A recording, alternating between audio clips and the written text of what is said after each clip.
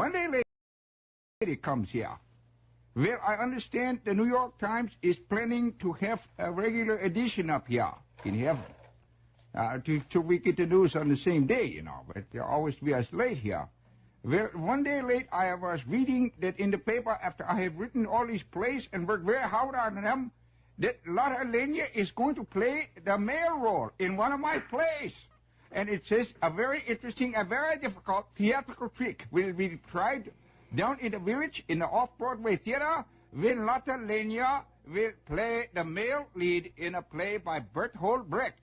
Now, I know Miss Lenya from way back, and I do not know whether Miss Lenya... Oh, look at the gang! Oh! Oh! Oh! Oh! California! Here I come! Oh! Right back where I started from. Where flowers bloom in the sun. All right now. Well, anyway, I was working. I was trying to work my way through all the undergrowth there, and I came across that most significant item in the New York Times yesterday. I think we've gone full circle. Did any of you read that little piece? Well, for those of you who were confused there by the terrible accent, I would like to tell you that there was a piece in the paper. It said a new theatrical venture and a very difficult trick will be played and attempted by Miss Lotta Lenya, the famous actress, who will play the male lead in a play by Bertolt Brecht. And as all of you know, Miss Lenya has worked in the German theater and has performed in many of Kurt Weill, her ex-husband, her late husband's works, and Bertolt Brecht. Well, I'm sitting there reeling under the impact of that, and I'm not imputing Miss Lotta Lenya's talents as an actress, but the idea of Miss Lotta Lenya playing the male lead in a play by Bertolt Brecht is one of the most grotesque and sick things I've heard in many a year. You know, how would I like to understand, how would it be if one day it was announced that Mr. Gene Shepard is going to essay the role, a very difficult performance, is going to essay the role of Blanche Dubois in a Tennessee Williams play named Streetcar Named Desire. All together. Ho-ho! Ho-ho! Come on, gang, let's go! Let's go! Come on now. California! Here I come! Right back where I started from. Where flowers bloom in the sun. Each morning, it's dawning, and the birdies are singing. Oh, ho-ho! For crying out loud. I suddenly realized that I don't know anything about California. Here I come. I just know. No, don't put it back again. Now, don't you? He knows. Let him handle it there. He's pretty good. You know, I'll tell you this thing about Miss Lenya. I suppose it's the general creeping unreality of our things, the things that we live in. That I'm afraid I didn't bring my Gothic music up here. I should have a little Gothic music for this. No, it's not there. No. Well, I suppose in lieu of Gothic music for this comment here, we might as well yes, that's just as good. Now hold it there. I'll give you the cue there, because it has to be done carefully. No, I'll tell you what. Lee, dig up my cheap guitar music, because I think in the way it says pretty much about this same situation here. Any of you out there, I wonder whether or not we would stand for Laurence Olivier playing Lady Macbeth. Is there anyone out there? Anybody would like to raise their hands and say you'd like to see that done? Any of you out there like to see Anthony Perkins play Audrey Hepburn? Any of you out there? Or, oh, yeah, I know that crowd that says he is already. Well, that's all right. That's just your opinion there now. Let's not be snotty out there.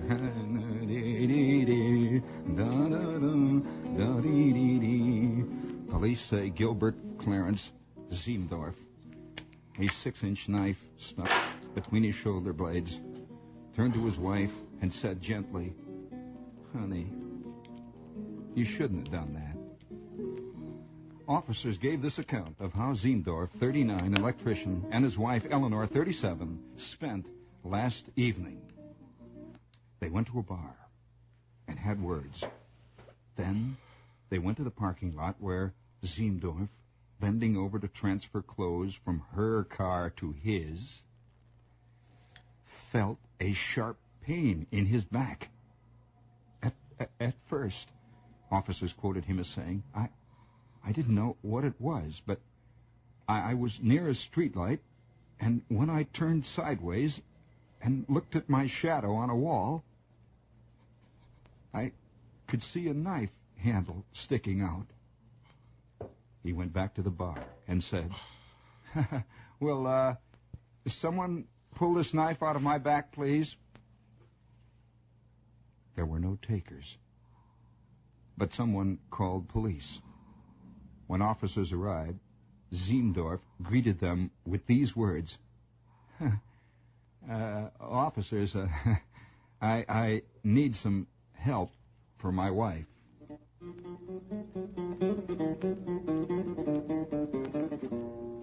When officers asked him what was wrong, he turned and showed them the knife blade, saying eloquently, "This." Now, don't get panicky, he continued. I don't get panicky, fellas. I've been stabbed before. I was stabbed in the heart when I was 12. The blood was really spurting then.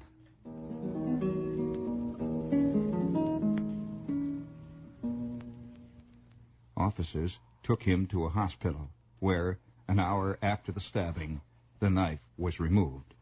Ziemdorf was sent home after treatment. Mrs. Ziemdorf was booked on suspicion of assault with intent to commit murder. Her husband is fighting the charges.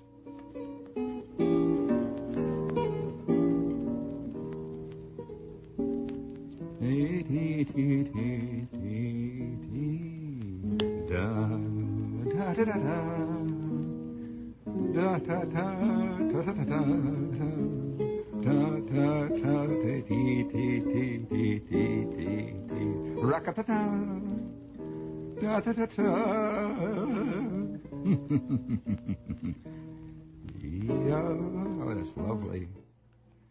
I just thought you ought to know that things are changing out. Oh, yes, once more. Bring it again. Bring it again, yet, Mick. And now, for all of you showbiz fans, all of your home movie fans, we now have an advertisement from the home movie department, the camera directory of the Chicago Tribune and the New York Sunday Times. All ready? Alert. Home movie sale. 8mm 50-foot subjects, 79 cents each. Wonderful show business personalities and favorites such as these are now available. Charlie Chaplin, Buster Keaton, Snub Pollard, Nazi atrocities, cartoons, and others. 200-foot subjects, $2.98 and up. Send your name and address to Entertainment Films Company.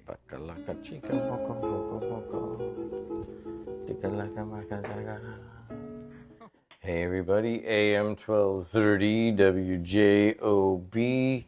I'm Jim Dedelow, hanging out early on a Thursday morning. And you want to call in 219-845-1100, and we can talk to each other, see how you're doing, that kind of thing. I am, it always happens when you get up early, ready, I'm going to get ready for work, and then all of a sudden you start taking a really long shower where you're kind of languishing in the shower, and you're like, wow, that hot water falling down on me from a height above with steam all around, and just kind of enjoying the moment, and then it takes you in, and then the next thing you know, you're like, oh man, I better hurry up. Who uses that much water anyways? I guess we don't really think about it because we live here next to the largest freshwater source in America, right? Some of you live just a couple blocks from it. Some of you live several miles from it, but either way, man, got a big drink of water right around the corner, and you don't think about it, huh? That was Gene Shepard, by the way. He grew up a few blocks from where I'm sitting right now, and I'm going to eat this bagel and talk on the radio with you. 6:09, I bought a new little piece of equipment. Hopefully it doesn't sound as echoey, but you never know. Hey, let's take a look at what's going on roadways. 294 around the city looks pretty good. Let me see why that's giving me slight. I'm on an echo. I don't think you're hearing it. Just me hearing it. And there it is. Okay. 294 around the city looks pretty good. 80 going east and west looks pretty good. A little bit going west. There's a problem in the Oak Forest, Orland Park area. If you were to go out to that big mall, Orland Mall, which is really cool, by the way. I like that mall. And then the Bishop Ford and the Dan Ryan, they're moving along okay. There's a little bit of backup on the backside of the Steel Bridge, but that's about normal for now. And then Skyway, Toll Road, Borman, I-65, they're all moving along pretty well. You know what I'm saying? All right, that looks pretty good. Let's take a look at what's going on in the weather. It's been kind of gray lately. We got kind of spoiled with some warmer summer-like weather going all the way into November. Areas of drizzle today, a high of 51. Otherwise, just kind of a cloudy day. Tomorrow, just cloudy. That rain they were talking about probably isn't going to come as much as it was projected early in the week. So let me adjust some camera here. Hi, all you people on Facebook. If you want to watch me, all you got to do is go to Facebook and go to WJOB 1230, and you'll be able to do it there. All right, that's it. Do do do do do do do tom tom tom da da tom. There you go. 49's your high on Friday. Don't forget we're going to be out on Broadway in two places on Friday. The Heartland Sports Network will be at Andrean, where they will do a pregame show from Andrean right there on the track. And then at Maryville, where I think Maryville, someone has Concord. And, well, Maryville's home and Andrean are both home for the semi-state. And if you don't know how this works, we're kind of the arm of the IHSAA here, and we will do the games for the IHSAA network, and all you got to do is go there, but you'll have to pay on Friday. We kind of pride ourselves in making all these games free, but not on Friday. We'll have Sam Michael, I think, is going to be on the Andrean game, and Brian Jennings will be on the Maryville game. So I don't know which one they're going to put on the radio. Maybe if I'm not too lazy, I'll come back and I will bounce back and forth, and maybe I'll come and bounce back between the games. Actually, I may go to the game. One of them starts at 6:30, one starts at 7.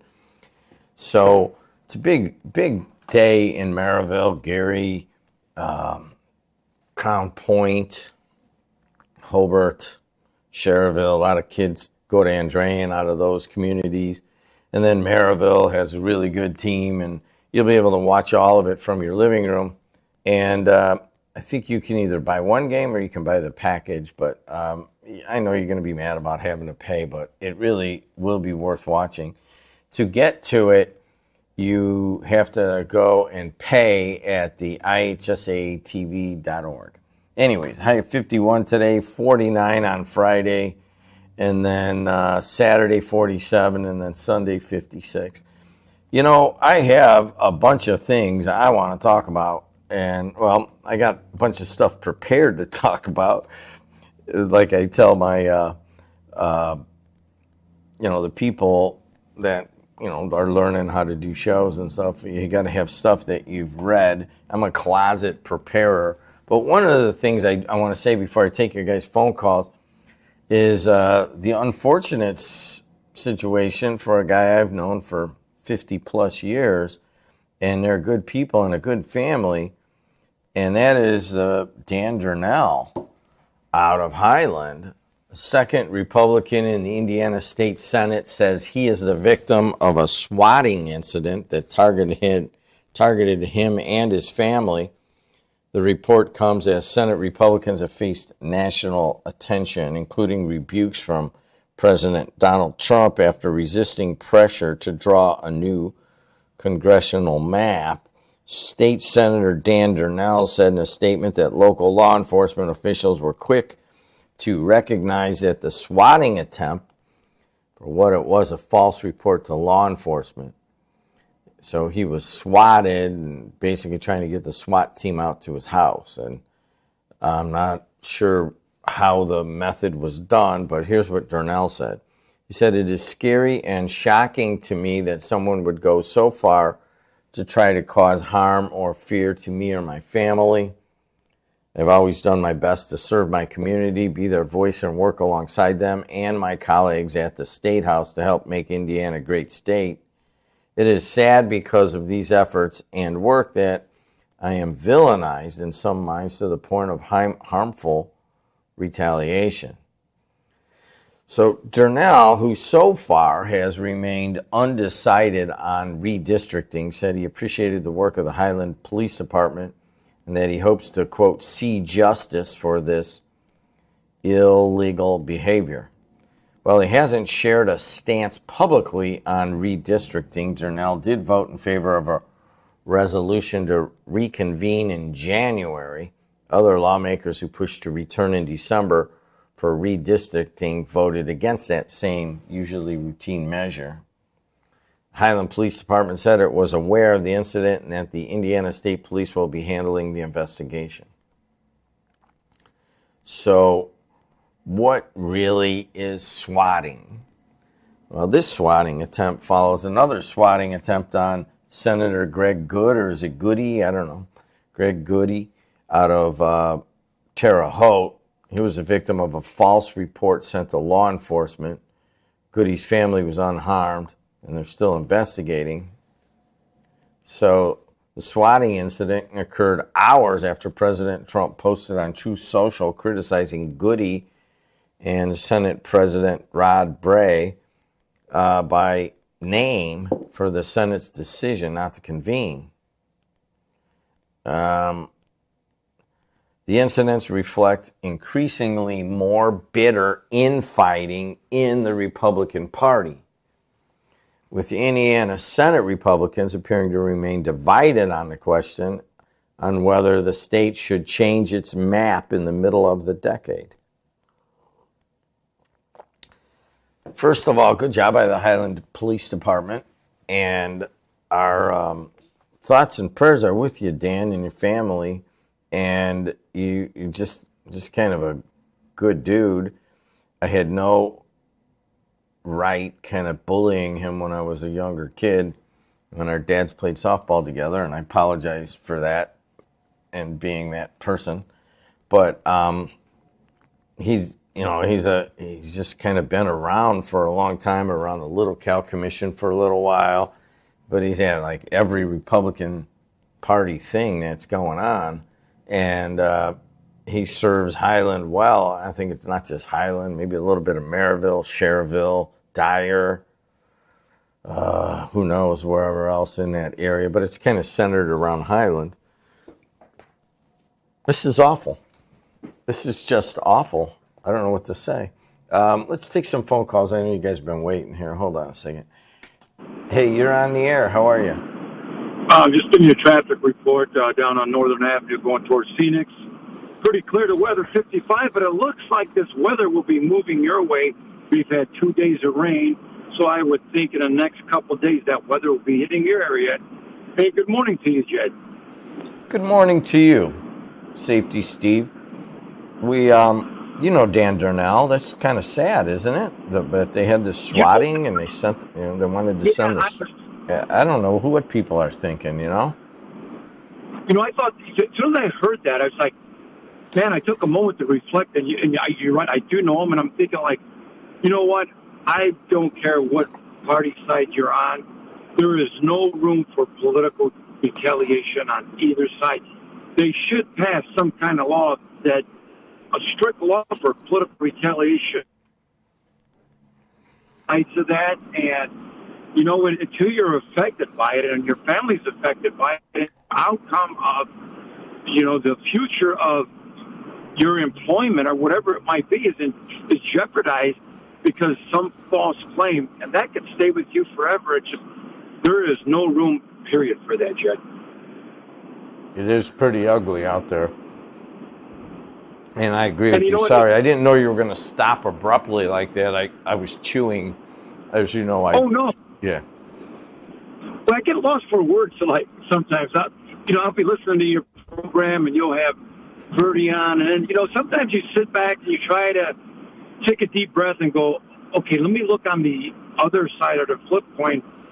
But when it comes to this, because you have a gentleman who really cares about his community that gets involved in politics, and he tries to do the right thing for mankind, fellow kind, your neighborhood, your neighbors, and then when you don't go along with the program and you don't ride on the same track and the same destination somebody wants you to, that's just wrong, because isn't America built on the principles of doing the right thing? And it's not, a lot of times it's going to come down, you know what, you might have to go against your party because it's what you believe in, but remember, you're a representative of the people that voted for you. You're the ones you're supposed to protect it. And when it comes to, you have the right to go against things that you don't believe is right. But when it comes to the retaliation, because, hey, you're not going along with what I'm doing, I'm going to find something wrong with you, or I'm going to dig up some kind of past and bring up your past and embarrass you or your family. That's wrong. Everything is debatable. Everything is like, hey, I'm representing my constituents and where I live at. It's like, okay, if you're a flip-flopper, well, and you're going to get that attached to you, and people know that you aren't going to really go for what is right. You're only going to do what's right for your political outcome of how long you want to stay in politics. And I'm beginning to believe that I would really like to see term limits on all politicians. You've said that before a long time ago when you were on with me. And this is Safety Steve. He was a Hammond fireman, and he lives out in Arizona now. And you know what, Steve, you've got, I don't necessarily want to go down that road right now, but what I was thinking of is you were a Republican supporting my cousin Dwayne, correct? If I remember correctly?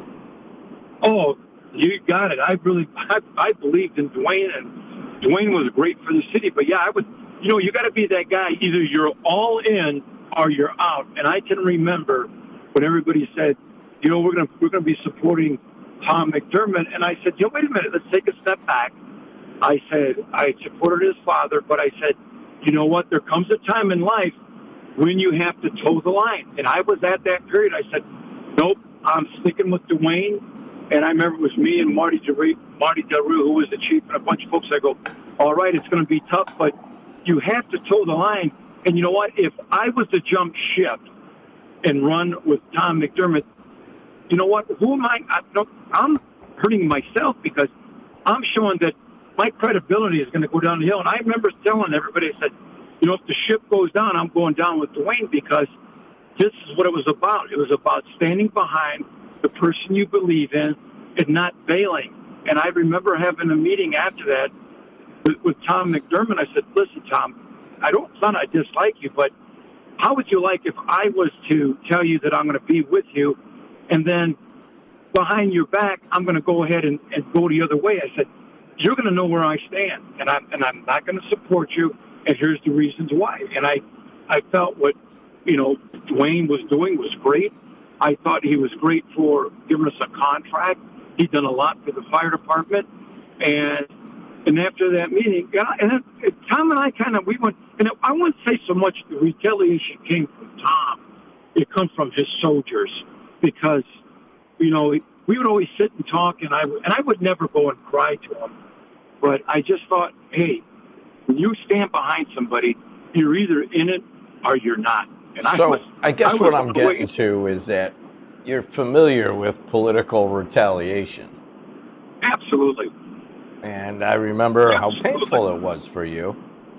And to bring it full circle, I mean, Dan Darnell and his family getting swatted like this and being in national news, he's not that guy. You know what I mean? He does his work. He rarely comes on the air here. He kind of is in the background and kind of likes it there. And then all of a sudden he's brought out into what could be a very dangerous situation. And it's just awful. Well, let's look at the flips. Let's look at this a different way. What if he didn't know what was going on, and let's say he's a law-abiding citizen, and he's packing firearms, and somebody comes tearing through your house, and you know that this has happened before. You don't know who's coming in your house. You're there to protect your family. You're there to, you're the king of your castle, protecting your property. Someone's tearing the door down. I don't know what extent it was, but let's just say that next thing you know, the doors are being knocked down, and you panic and you grab a firearm, and you necessarily don't shoot at them, but you just fire because whatever it might be, and then there's two things you risk: A, being shot; two, now you fired at a police officer. Your life is virtually done, and these acts of what goes on can go a step further. It can totally ruin your family, scare your family, have your wife tell you, you know what, get out of politics if this is what's going to be. There is no room in any political atmosphere for this kind of behavior. Republican, Democrat, whatever side you're on, it's absolutely ridiculous, and this should never happen. So we're talking about the swatting incident at Dan Durnell's for his residence. The Times even bringing up that these have been fatal in a couple of instances elsewhere. And it's just, I don't know what it does. I mean, first of all, we both know him and have known him for a long time. He's just I think he's just a hardworking guy that has been with AT&T forever and went into politics, and really he's not the kind of politics guy. And this is just it's just a really tough one to take, and I feel for you, Dan, and the rest of your family. All right, Steve, you put it so eloquently, like you always do. Well, thank you, Jed. But it is, and you know what? That's why a lot of people don't want to get involved in politics.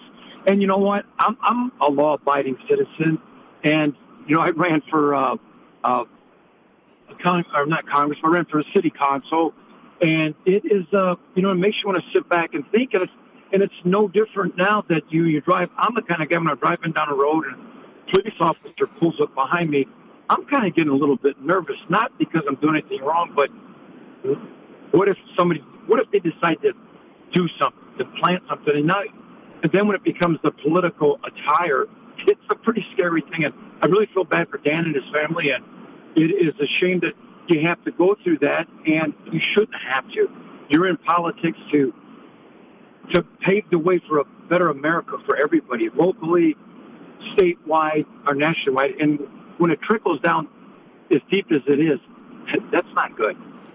Hey, man, I would love to see you in person one day, either coming back here or maybe Alexis and I will come out there. Thanks a lot, Steve. Have a great day, Jed. I want to read a little bit more from the Times article. Trump obviously called out some Indiana legislators for not supporting his redistricting. And according to the Times, Trump and Republican Governor Mike Braun are pushing for redistricting now because they fear without it, Republicans may lose their slim U.S. House majority, enabling Democrats to investigate and potentially impeach Trump for any misdeeds committed during his term. So obviously we are right here in the mix of this story of President Trump really coming after Indiana. There's an article here on the front page of the Indy Star about Governor Mike Braun really coming for this. And they ask the question, they say, has Governor Mike Braun burned all his political capital on redistricting? In the end, it is focused on this district, and the first district that is held by Mervan. And it's not even the only story that is in the national news. We had the Turning Point USA come to PNW, and a professor come in and say some words about fascism and about how history should be done. And I'll play that in a little bit, but that was the lead story on Hannity yesterday. And, we're right here in the middle of some of the most rough and tumble things going on got President Trump trying to pressure state legislators and Braun trying to pressure them. Dan Darnell remaining undecided. And I just don't get it. Anyways, let's take some calls. Hey, you're on the air. How are you? Good morning. So, do we have another commander-in-chief that's in office right now that lied again? That's a rhetorical question, but why do you ask it? Well, wasn't it a while back ago that he made a peace deal with Israel and Hamas, a ceasefire deal? It was on the news this morning. Israel struck Gaza, killed 12 people in retaliation for terrorist attack on soldiers. Is that peace? Is that peace, or is that peace deal gone? Did the president lie? Is he trying to make himself look good that he made a peace deal with Hamas and Israel, or did he lie? Is there a peace deal in Gaza and Hamas, or when they killed 12 people, is some children? Is that a peace deal, or is there still fight? And then another thing is, if you need to go in Illinois and drive on the tollway, it was just announced they're going to have a meeting pretty shortly. Your tolls to go on the toll road is going to go up 45 cents. Isn't that wonderful? No, it's not. It's already too expensive. Yeah, but it is. You bring up a good point, because when I'm sitting here in usually December, January, February, and it snowed overnight, and I'm given the traffic, typically we go, hey, there's snow all over the Borman, I-65 is bad. But if you get over to the toll road in Illinois, it's been salted and cleaned off, and it's in perfect, pristine condition because they spend so much money and it costs so much and the taxes are so high, but it shows up on the toll road because they keep that baby clean. Yeah, but, I'm going to let you go so you can get, maybe Professor can answer the question, did the president lie again? And is it no peace deal in Israel and Gaza now, or is it over and they're back to fighting, Well, I don't know as if when you talk about the holy wars or the wars of Israel and Gaza, it is a continuation of things that have been going on since biblical times. And many people, including Nixon, Jimmy Carter, there are a lot of people that kind of attacked the discord of the area, mostly at Israel, and then the surrounding, different sects of Muslim and that kind of thing. So they've been fighting forever, and I don't know as if Donald Trump lied. He tried to get something done, but it certainly hasn't held like they would have liked it to hold. There's a lot of things to criticize Donald Trump about, but it not working in Israel is kind of somewhat expected. Yeah, he said, we reached a peace deal. Well, what kind of peace? Peacefully shoot and kill people still? All right, man. Good question. Thanks a lot for the phone call. Hey, you're on the air. How are you? Well, good morning. Good morning. As we celebrate the birth of Christ, we having conversations like this coming up. I want to give a high five to Burley Suggs, who's a great and ought to be able to give some kind of, I would say, Frontier Award by the Frontier Club of being a good person. Burley Suggs, I want to get away from this other stuff, crazy stuff they're talking about. I met Burley Suggs. She ran for city council in East Chicago. And she's always been about people, loving people. And regardless to how they think or whether they were Republican or Democrat, love was always been.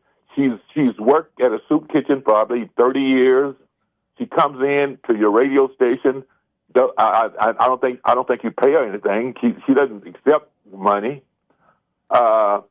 In celebrating the birth of Christ, I think a person like I'm gonna talk to the Frontier Club in here about giving her an award this year. I shouldn't bring that out on the radio so they say that, like she had absolutely nothing to do with that.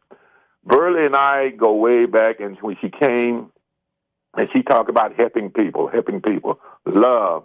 I mean, how do you do this? She's probably somewhere across the country right now, because tomorrow I know she'll be back at that soup kitchen. And what I'm hearing here now, it's sad. Dick Cheney, my condolences to Dick Cheney's family.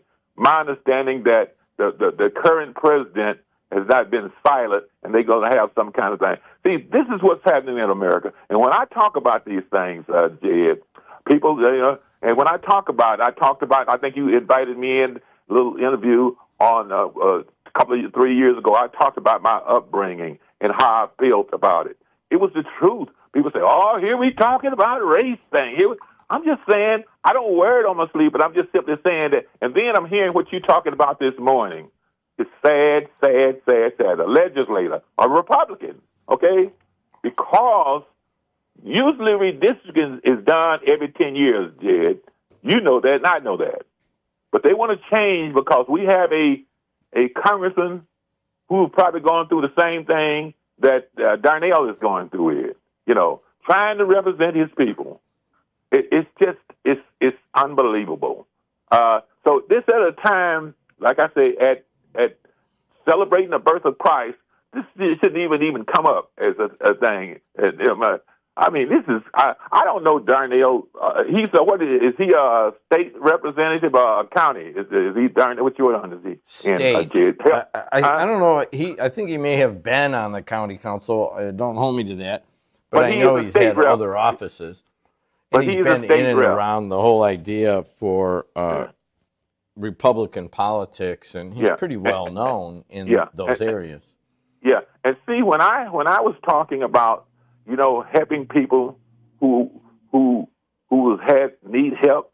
I had friends that they don't know this SNAP thing. They don't need. I care about people. I belong to Brothers Keeper, which I'm going to resign because I've been there a long time helping people. We just had a fundraiser for them, and there are a lot of good people, but there are people who need help in our community, and it's not just Gary, Indiana.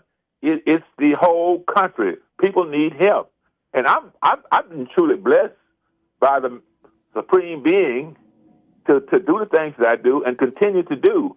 But I appreciated you had the courage to bring me on that time, but it didn't fare well with your station, I guess. Or why you let Ron Matlock even talk?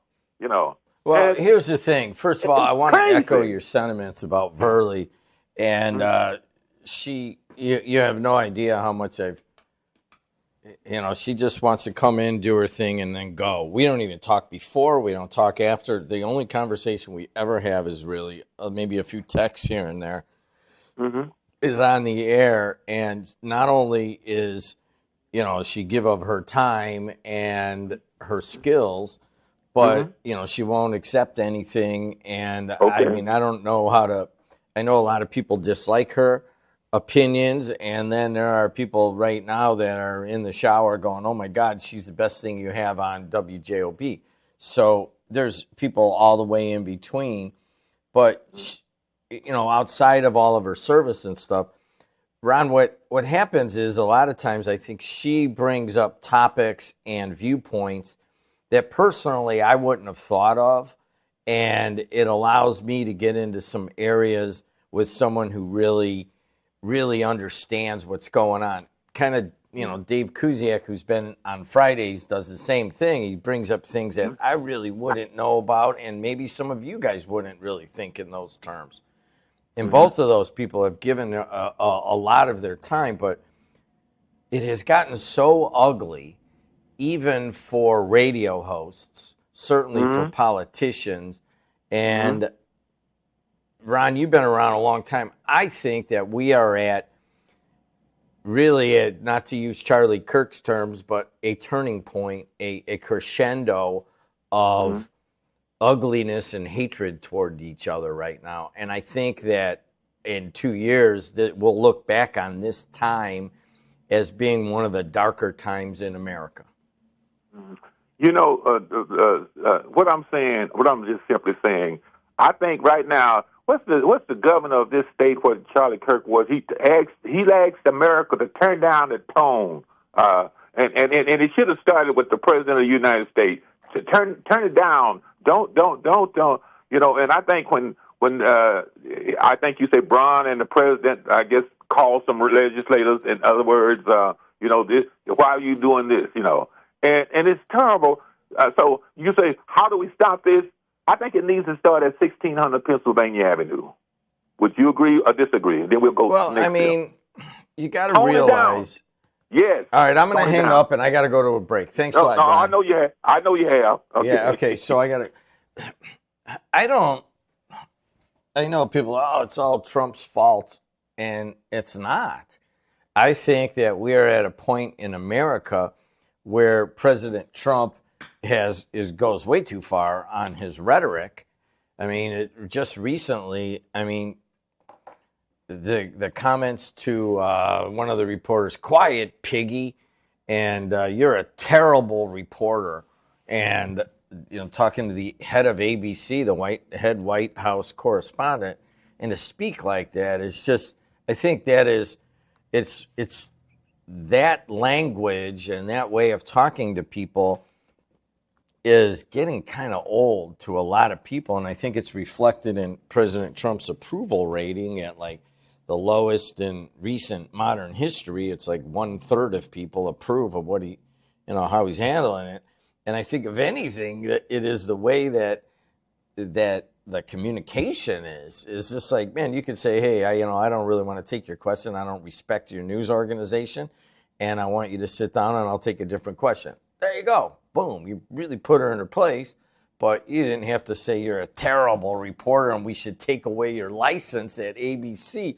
When I heard that, President Trump didn't like the question to like the Saudi guy, hey, man, you know, what about you? You know, our intelligence said that you had this guy killed, and President Trump stepped in and kind of defended him and really went after the ABC reporter. You're a terrible reporter. We should take away your FCC license. And as soon as you start saying we should go after your FCC license, you got my attention, okay? Because I have quietly in the past fought a battle behind the scenes that was A, very expensive, and B, ripped my family apart for a long time as we had to do some major fighting, and there is a local attorney that rescued WJOB, and when I write the book, I will tell that story, but I kind of said that I would keep it under wraps. You don't threaten that. Even calling somebody a terrible person or a quiet piggy, I mean, that's just rude, and I guess you could be rude. But when you go after somebody's license, it's just just like, I mean, that's awful. To me, personally, as a broadcaster who has had somebody do that, I was just like, oh, how deep has our level of communication and our hatred for one another gone? And I think this is either the low point or the high point, however you look at it. 2 years from now, we won't be talking like this. But anyways, I'll be back in just a second. Now, hold on a second. I cannot play music, so I will play a little bit of Gene Shepard, and then I will there it is. I'll play a little bit of this and then go to a spot. All right, be right back on the Voice and Face of the Region.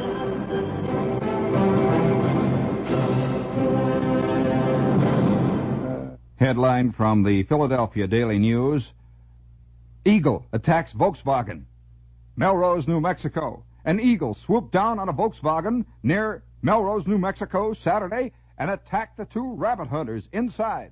It looked as though the eagle was primarily interested in the Volkswagen itself.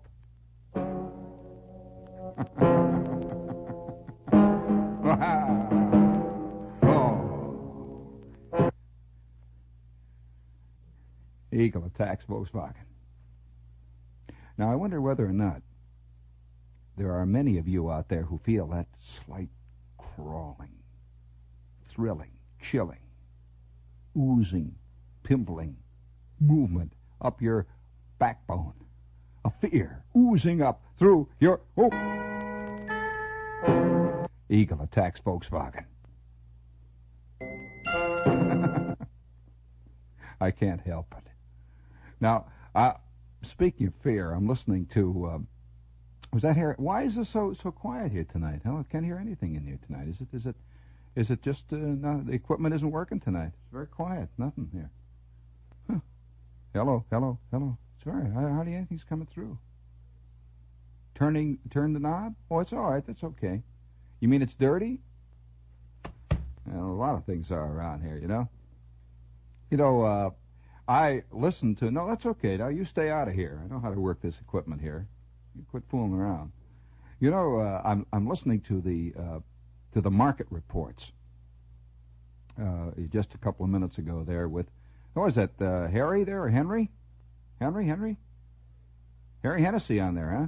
And he's going along with all those numbers. And I was immediately reminded a thing which I was part of. Actually, I was more of a spectator to it, but I was part of it. Of the great false market report scare that swept through Toledo, Ohio. And I don't know whether or not I should tell the story. Oh, there you go. You got it back again. What happened? Oh, it just came through there. You just turned something. Came through good. Oh, I see. Bad contacts. Well, I've had bad contacts all my life, Dad. Listen, I bet on plenty of wrong guy in my time. But I don't know whether to tell this story, not because the whole confidence of the American people in the officialness of the numbers that they hear on the radio all the time could be easily undermined. Because people believe when they hear on the radio, when the guy says it's now 17 minutes past 12 noon, that it actually is 17 minutes past 12 noon. People believe that when the radio says it's 37 degrees, it is 37 degrees. No fooling around. Should I tell the story of the great market scare that resulted in at least 400 almost suicides in a friendly Midwestern American city? All right, I'll tell you the story. Now, most people who live in studio land, just like as is the case with most people who live in newspaper land, the world becomes a story. It is not a reality. The world becomes a series of columns, which you feel. You put down... I could listen to him all day, and he's right. The world becomes a story. It's a tough story today. Here we are on Thursday, November 20th. Let's take a look at what traffic's going on. 294 around the city looks pretty good. 80 going east and west.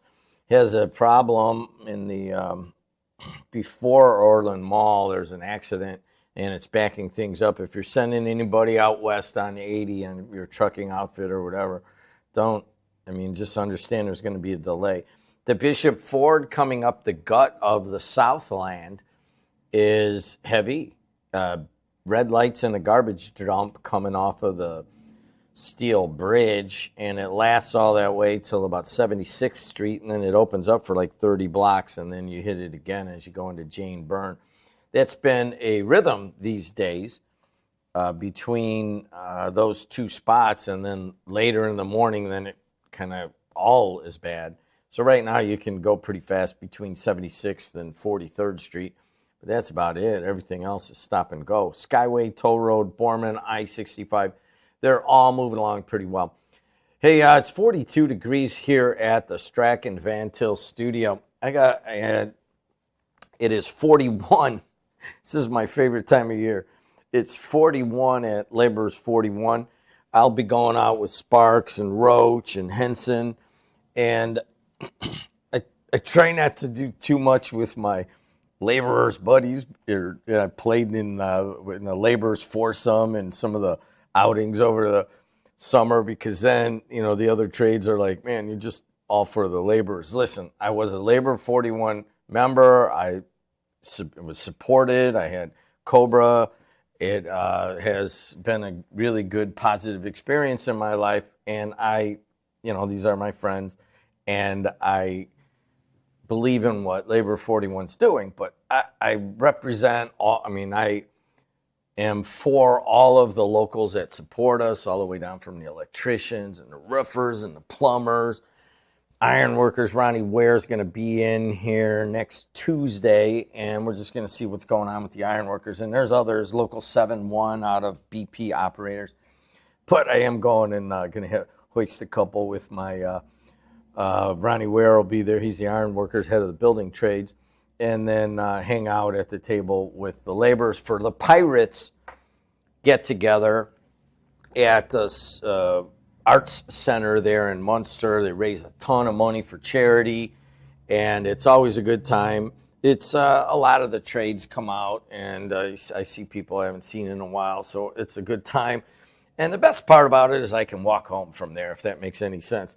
So there's a little problem, and then I'm going to the Pirates voyage on Monday night, and then I am coming in to do a show, and I got to get up at 4:20 the next morning. So I very rarely do anything the night before anymore, before a show. So, but I will. I'll try to get out of there at a reasonable hour, and I'm laying that responsibility on the rest of the laborers table. Kick me out at some point. If you see me go back for that third wine, no, just say, hey, Jed, you need to go. Anyways, I got some other things I want to promote. Friday night at the Andrean game, we're going to be out there. We're going to be doing a big pregame party. They call it Friday night kickoff. It's kind of taken off. It's kind of like game day, and people stop by. One of the people stopping by may be Tom Dockich, he of data centers and that kind of fame, but he's an Andrean grad. I saw him recently. And one of the other people that's going to be out there at Andrean is Stan Stefanski, and his they're going to be serving food there before the game. It's really a cool thing. You can't drink on Andrean property, but they have a little area right adjacent to the school that everybody kind of tailgates at. And then some of the people will come over and get interviewed, and it's a lot of fun. But that will go off at, let me see, what is he going to serve? I asked him about that, and he sent it to me. They're going to serve they're going to serve sausage, pasta, all the stuff. I can't find it right now. Another thing I want to promote is the Black versus Gold boys basketball scrimmage, and it's going to be a slam dunk challenge, and it's Thursday, November 20th in main gym. Now, it's a food drive. What main gym? Peter sent this to me, and I don't know who this is, but I will get that, and I'll tell you who it is in November 20th. I'm not really sure right now, but it's tonight, and it's the Black versus Gold boys basketball scrimmage, and it is in the main gym. Somebody text me who's putting this on. Is this Black versus Gold? Is it Purdue? I don't know who it is. All right, I think I'm promoting all the things I was supposed to promote. I want to go over a couple stories before I go to the phone lines. One of those is for Dan Darnell. He's been put in a very awful position with this redistricting fight has really reached another level. If you guys know the background, President Trump wants Indiana to redistrict. It's, as Mitch Daniels said, you can't really draw there's two Democratic Congress people from Indiana, as Mitch Daniels says, and as I believe, that you can't really redraw to get rid of Andre Carson in Indianapolis. There's just no way to draw it. But up here, they can redraw it. And Jim Weezer and I went over this quite a bit. If you want to go to the Weezer podcast, go to Apple, Spotify, wherever you get your podcasts, and just type in Weezer and look at the last episode, and we kind of talked about it. But President Trump wants it, and then he has called out a couple of Indiana legislators, one of whom who was swatted, and now another Indiana legislator has been swatted when they call law enforcement to send out the SWAT team to your house. And this, in one instance, at least this has turned fatal, and that there were so many guns involved, and the homeowner had a gun, and all this stuff.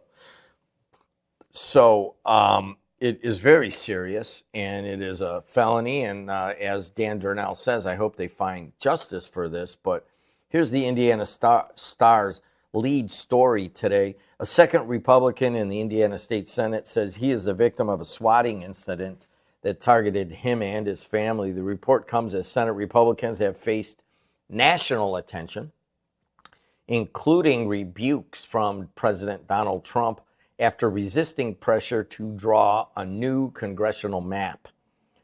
State Senator Dan Dedelow out of Highland said in a statement that local law enforcement officials were quick to recognize that the swatting attempt for what it was, a false report. It is scary and shocking to me and my family that someone would go so far to try to cause harm or fear to me and my family. I've always done my best to serve my community. It is sad because of these efforts and work that I am villainized in some minds to the point of harmful retaliation. So Dedelow says evidently is undecided on redistricting, but he did vote in favor of a resolution to reconvene in January, which meant that you would not reconvene in December and have this special session. So I think he kind of tipped his hand. This is the second one in Indiana. Another Senate Republican, Senator Greg Goody of Terre Haute, was a victim of a false report. The swatting incident occurred hours after President Trump posted criticizing Goody and another, Roderick Bray, for the Senate's decision not to convene early and do this. So the incidents, according to the India Star, the incidents reflect increasingly more bitter infighting in the Republican Party, with Indiana Senate Republicans appearing to remain divided on the question of whether the state should change its map in the middle of the decade. Now, all of this is centered on Northwest Indiana, as you can draw the map, and go listen to that Weezer podcast, because he describes the drawing of the map. I'm like, well, how do they draw it? So basically, you keep Lake County, and then you take a whole big swath of everything down to Lafayette and over to Lake Maxinkuckee, all those counties there, and then you kick out Valpo, Portage, and Michigan City and give it to the South Bend district. I mean, that's kind of how I understood it. I have not seen the maps. It's another national story that comes right out of Indiana, right on the campus that I am on, and it is getting more and more. Here it is. TV thing. There's a big all-night. Now, let me see if I can get it.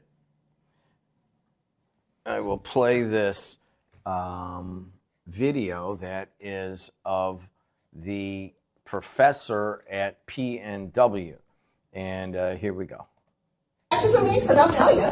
You guys want to know? Yes. Yeah. When you have a society. Okay. So you have a situation here where you want to go into classrooms and you want to tell faculty that they're not allowed to speak the truth about the history of this country. You want them to be, what's the word for slaves now? Involuntary employees or involuntary workers. We can't even say slavery. We're not That's ridiculous. wanting to impose on the teachers. We are wanting this to be within the students. And But the students want to decide what history is. No, we know what history is, actually. Yeah, did you know that all of our founding fathers were actually Christian, and this country was formed on Christian values? Well, there we are. That is what's going on just a couple days ago, right over across the way here. Of course, we are on the campus of Purdue Northwest. So the swatting incident and the incident of Purdue Northwest professor at a Charlie Kirk's Turning Point USA meeting over here on the campus. You heard Adriana Alvarez, who was actually right outside the door of that. She'll be in here in a little bit. Neither one of these stories give you the warm and fuzzy we're not even really hitting some of the other local things I wanted to get to. But I will take your phone calls because that's what we do for 102 years. Hey, you're on the air. Hey, good morning, Jed. How are you? Doing well, man. As PNW, you just brought that up. Have they made a statement or responded to that at all yet? Do you know? You know, I was looking for that. I mean, I'm not going to criticize them for saying something or not saying anything. I just know that, you know, I'm trying to teach these people here that work for 4 young students, you know, what it means to address a crisis. And one of the things is you have to address it. So if they have, it's kind of not been put, you know, not a lot of people know about it. And maybe they've just been quiet on it. But I think at some point you do have to say something. And, you know, it's possible they just, you know, just don't know what to do. But PNW is in a position where the entire country is looking at what the alleged professor, did during a Turning Point USA gathering on campus, which was a big controversial moment to have them on and let them have some space and do a recruiting effort. And it was already, energy was really high and there was high emotions at the time, as Adriana will tell you when she gets here. But I don't know if they have said anything. I'm looking for it right now. Go ahead. Oh, you're fine.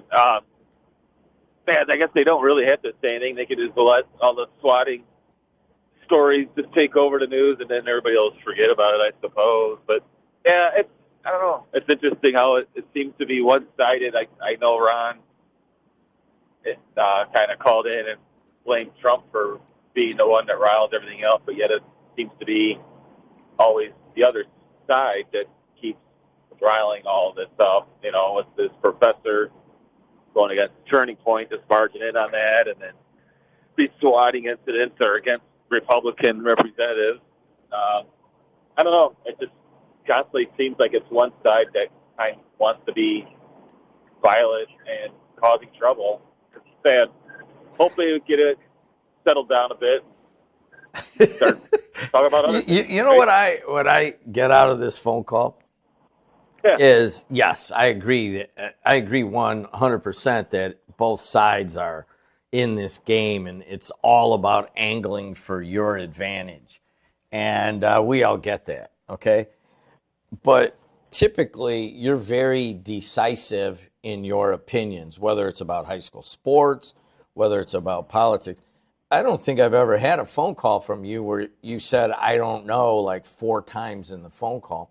And the reason I bring that up, and I think you can handle me saying that about you, is I think that you represent where a lot of people are in that we're just shaking our heads at what's going on in America.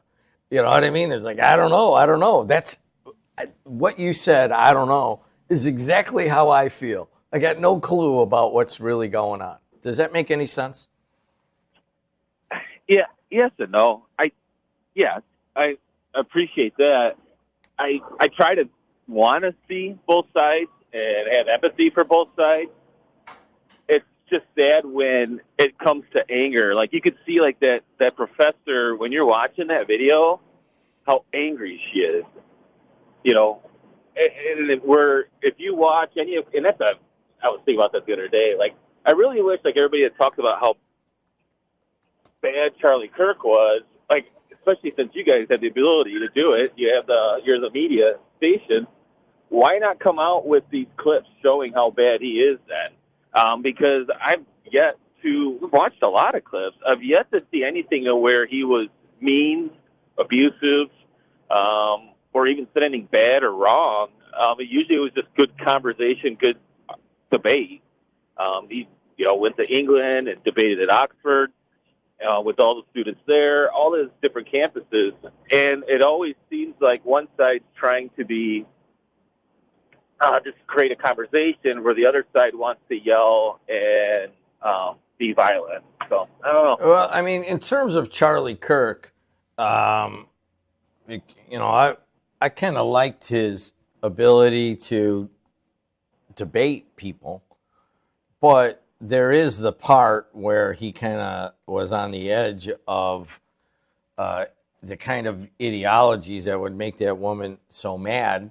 And one of those was, what did he say? He said white privilege is a racist idea. He called George Floyd a scumbag, if I remember. And was it Floyd on drugs? You know, I mean, those are buzzwords for someone that is iconic in the black community.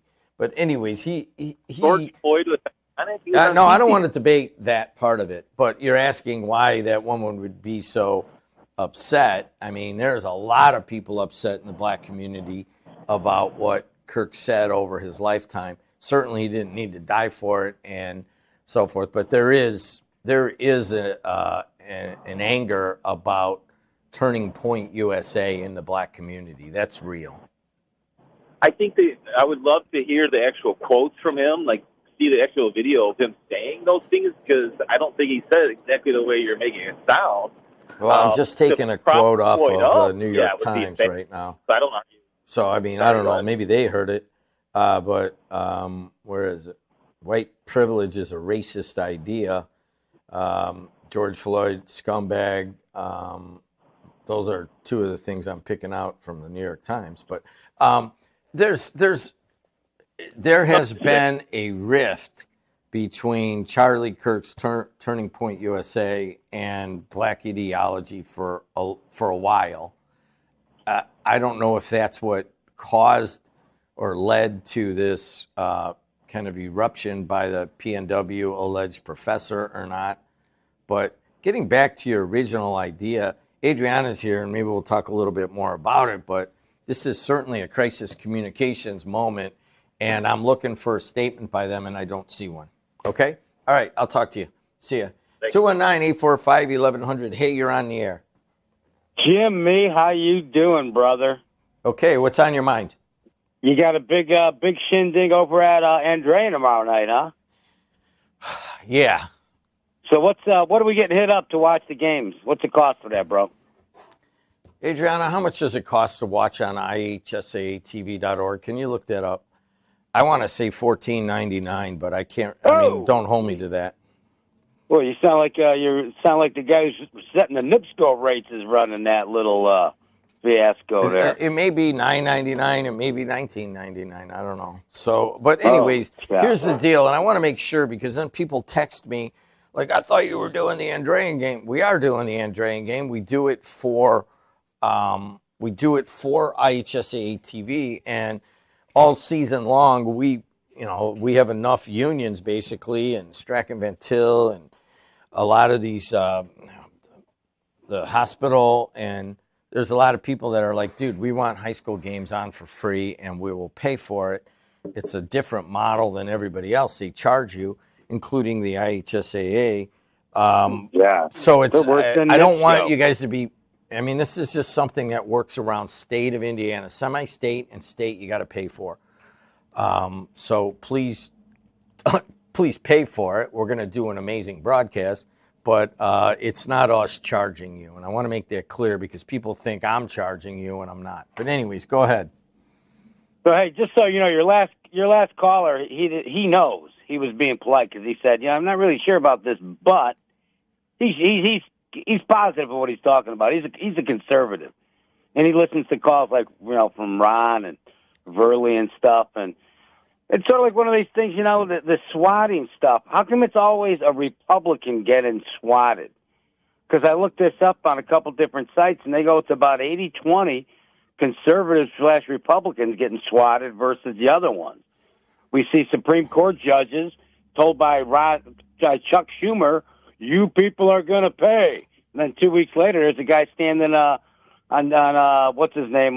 Who's the conservative judge who had the guy Kavanaugh? He had a guy standing with a couple guns on his front lawn. I remember someone on the radio here saying, "If you voted for Trump, you're a racist." And I'm like, "What?"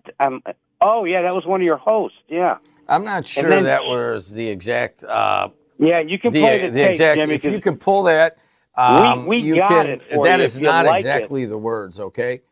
Yeah, but I were, understand those the were the general words. tone of. Let's take one at a time. Oh, and you want Let's to take the George Republican. Floyd? Is that an you asked example why of a is it a great human Republican? being? Hold on, I'm talking. You said okay. something, and I'm going to respond to it and give some information pertinent to it. So I looked it up. Here it is, the Indy Star, and I'm like, what is the explanation for why Republicans are getting swatted right now? And if you guys are just joining us, Dan Durnell out of Highland was swatted, and it's a national story right now. So here's what the Indy Star says. The incidents reflect increasingly more bitter infighting in the Republican Party, with Indiana state Republicans appearing to remain divided on the question of whether the state should change its map in the middle of the decade. So there's their explanation. That's who swatted him? Another Republican? They're not saying that's who swatted him. They're saying that it is reflecting the bitter infighting in the Republican Party, and it is getting bitter. When we infight, we have discussions about it. When the or what do you call these guys? When the liberal psycho Democrats, they run into meetings at Purdue Cal and interrupt things of which they weren't even invited. You don't agree with it, but don't act like a lunatic and run in there and start yelling at a bunch of kids having a meeting for a Christian organization. My God, I mean, every time Ben Shapiro or a conservative head out to Berkeley, it's a riot situation. You want to even go see the guy? You've got to walk through a gauntlet of people spitting at you and telling you you're a terrible person and you should be dead and hopefully the place will start on fire. All right, hey, thanks for the phone call. 219-845-1100. Hey, you're on the air. It's about time you cut him off. Nothing he says is substantiated. So, good morning, Jed. Hi, how are you? Good. Hey, I just want to call about Senator Dedelow. He's a good man. I've known him for years. And for this is, you could replace the word swatting with intimidation. This is not a coincidence.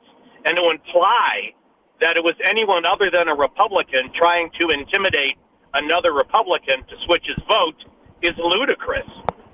I think what we have here is it's a turning point in the United States. You have individuals like the president who feel he's above the law. He doesn't serve constituents. He serves himself, where you get other representatives like Senator Denault, Congressman Mervan, that serve the people. See, there's kind of a disconnect there, right? I mean, that's my personal opinion, that, being president of the United States, you look at, you are the leader of the free world and you're the top political figure in the country. And I'm just amazed and a little sickened that this happened to Dan. He's a really good guy. And I remember the first time I met him, we had a great conversation. He was working the beer tent at OLG during one of the holiday events there, 4th of July. And we had a great, it was a quick 15-minute conversation. And ever since then, I just like the guy. He's a good dude. And, I mean, you don't have to take my word for it. Jim Weezer and him are really good friends. So, and, I mean, political-wise in Lake County, when you look at just locally, there's not much daylight between Republicans and Democrats. Only when you start interjecting national politics in the Lake County do you get that divisiveness. And, I just kind of sick of it. Wait a second. What'd you say there? Only when you interject national politics do you get that divisiveness. What do you mean? Sure. Well, great example. I mean, look, election night, right? In your studio, you have Dan, you had Jim Weezer, you had multiple people from the D to the R side, right? And guess what? They all get along, and they all went out and had a beer together. But when you get individuals, some politicians, some not, and you start talking the national stuff, that's when everything goes south. There's really, I mean, you've covered politics for 40 years in Lake County, and you know there's not much daylight, because if you want to be successful in politics, you have to come to the center in Lake County. You can't be one of these extremist far right or extremist far left. It's just not going to fly in Lake County. I agree, actually. I agree that, I mean, you and I and many of others of you callers, we've talked about, like, gosh, you have all this divisiveness going on in Washington and New York, and then you go to the corner bar, you go to a high school game, and it's like, yeah, this person might be a Republican, this person might be a Democrat, but they're sitting next to each other, and we're like a little bit different. And I don't know if it's like that in other, smaller locales, but here there is just, I think a good example was trying to kind of drum up that divisiveness in the last couple of congressional elections. It just doesn't happen. No matter how much money you spend, we just don't hate each other directly until we start watching the national shows at nighttime. And that's when you light the fuse. When you start looking nationally, and my whole thing is, worry about your own backyard. Worry about your neighbor's backyard. There's absolutely nothing you could sympathize for Ukraine. You could sympathize for the border. You could sympathize for all that. But you have no control over it other than you're just regurgitating what you hear on your favorite news show or information show. It's not even news. It's infotainment anymore, but on a national level. It's so entertaining. It is so entertaining. I like to watch Chris Cuomo, and then I go over and see Hannity and the Five. I like to go back and forth, and it never disappoints in terms of entertainment. Right. You know that, right? It's so extreme. You have to. And here's the thing: you're going to get you're going to get the white 45 to 65, and the reason they put good-looking women on the 5 and show all their legs in front because sex sells. Ailes knew that. Fox News knows that. They're going to keep doing that. And the drumbeat of the white 45 to 65 demographic. It's so obvious. You're right. It is, to a certain point, it's entertaining. I don't watch MSNBC and I don't watch Fox. So, I mean, I haven't had cable for, 9 years. So, I don't buy into any of that stuff. I call just to feel. I feel really bad for what happened to Dan. Now this is all for one seat now in the state of Indiana. One seat. Well, Braun's going to be a one and done. Braun's going to be a one and done because wait till SB1 kicks in next year, Jed. I think that's why a lot of Republicans, and not a lot of them are on the fence, right, with being challenged in the state of Indiana. But wait till SB1 kicks in. It's just the tip of the iceberg, man. And I think a lot of I gotta slow you down. I gotta go to a break. But sure. Did you hear Verley talking about like what would a McDermott versus Braun matchup look like?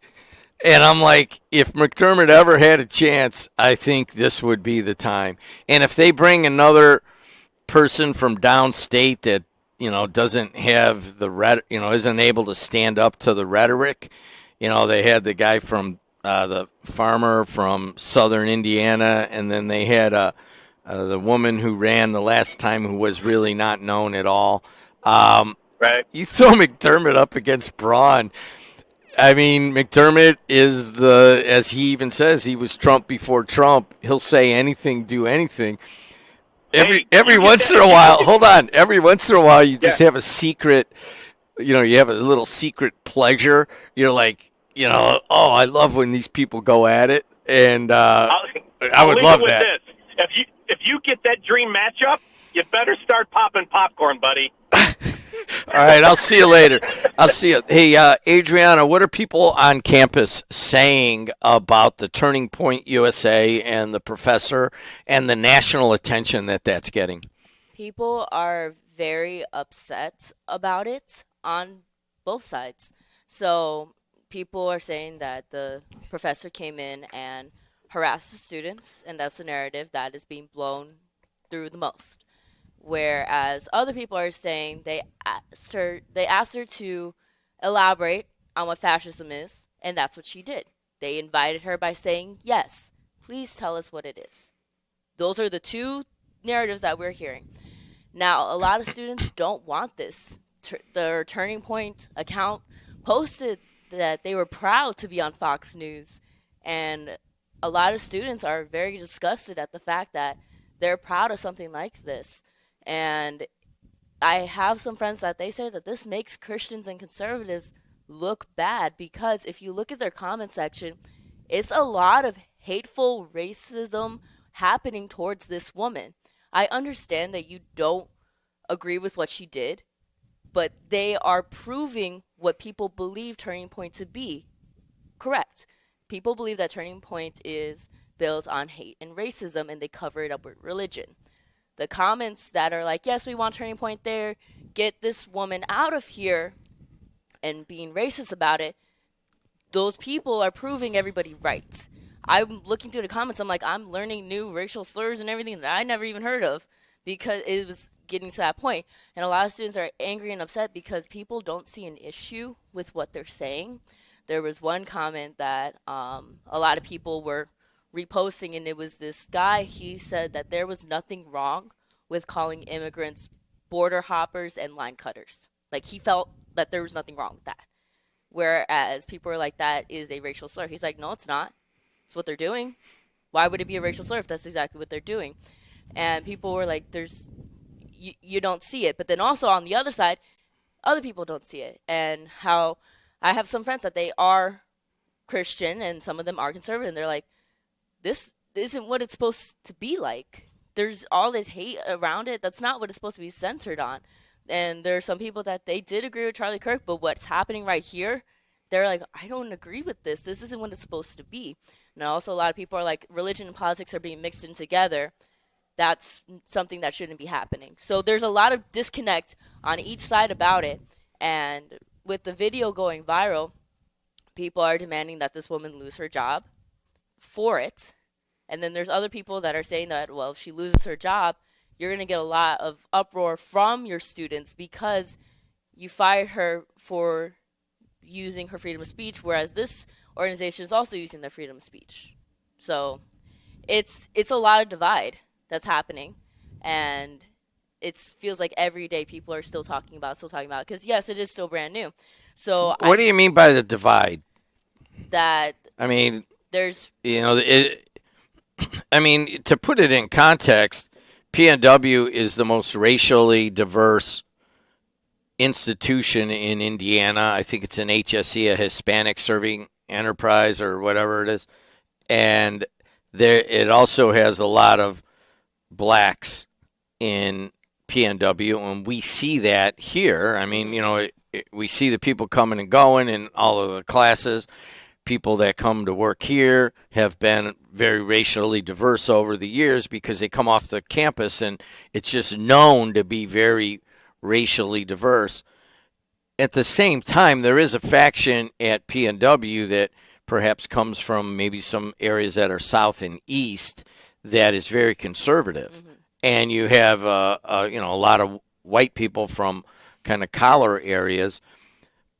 But until this very moment, I always thought that it was like a kind of one of the examples of, everybody kind of living in harmony, but perhaps there's some divides underneath the surface that I'm not aware of. Mm-hmm.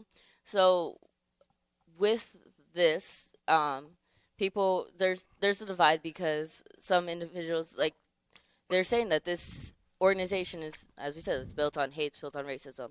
And you bring this into a school that promotes their diversity, that gets money through for being diverse, for being a Hispanic institution, for being, very much culturally diverse. They get a lot of money for that. And you bring in these ideals that aren't to promote diversity, regardless if it's for blacks, if it's for Hispanics, if it's for Asian, Indian, whatever it may be. And a lot of people say that their defense is that a lot of quotes of Charlie Kirk are taken out of context, but there's so many of them that people are like, it's not taken out of context. This is what this person truly did believe. So this Turning Point USA is an organization on campus, or they're trying to start one? Turning Point USA Students.org is the actual organization, and Turning Point is an organization of itself. The student one is where you can have this organization on your campus as like a club or organization. I don't know if there's going to be there's a difference of it, but that's what they're trying to get on this campus. Is there one now on campus? Yes. So what? Do you know the person? The person that's running it? Yeah. I've never seen her in my life. No. But it's a woman? Yes. I think it's 2 females and 1 male. Okay, hold on a second. So here you are. For whatever reason, on the radio side, it's kind of like me and 4 people 22 or younger kind of running the radio side. So Adriana has kind of risen to not just start up a YouTube channel, which I didn't want to do, not to just start up a podcast network, which I'm okay with, but she's really kind of run with both of those. And you've established yourself to the point that Chicago has come, and now you're doing Sunday radio with them. And I get that.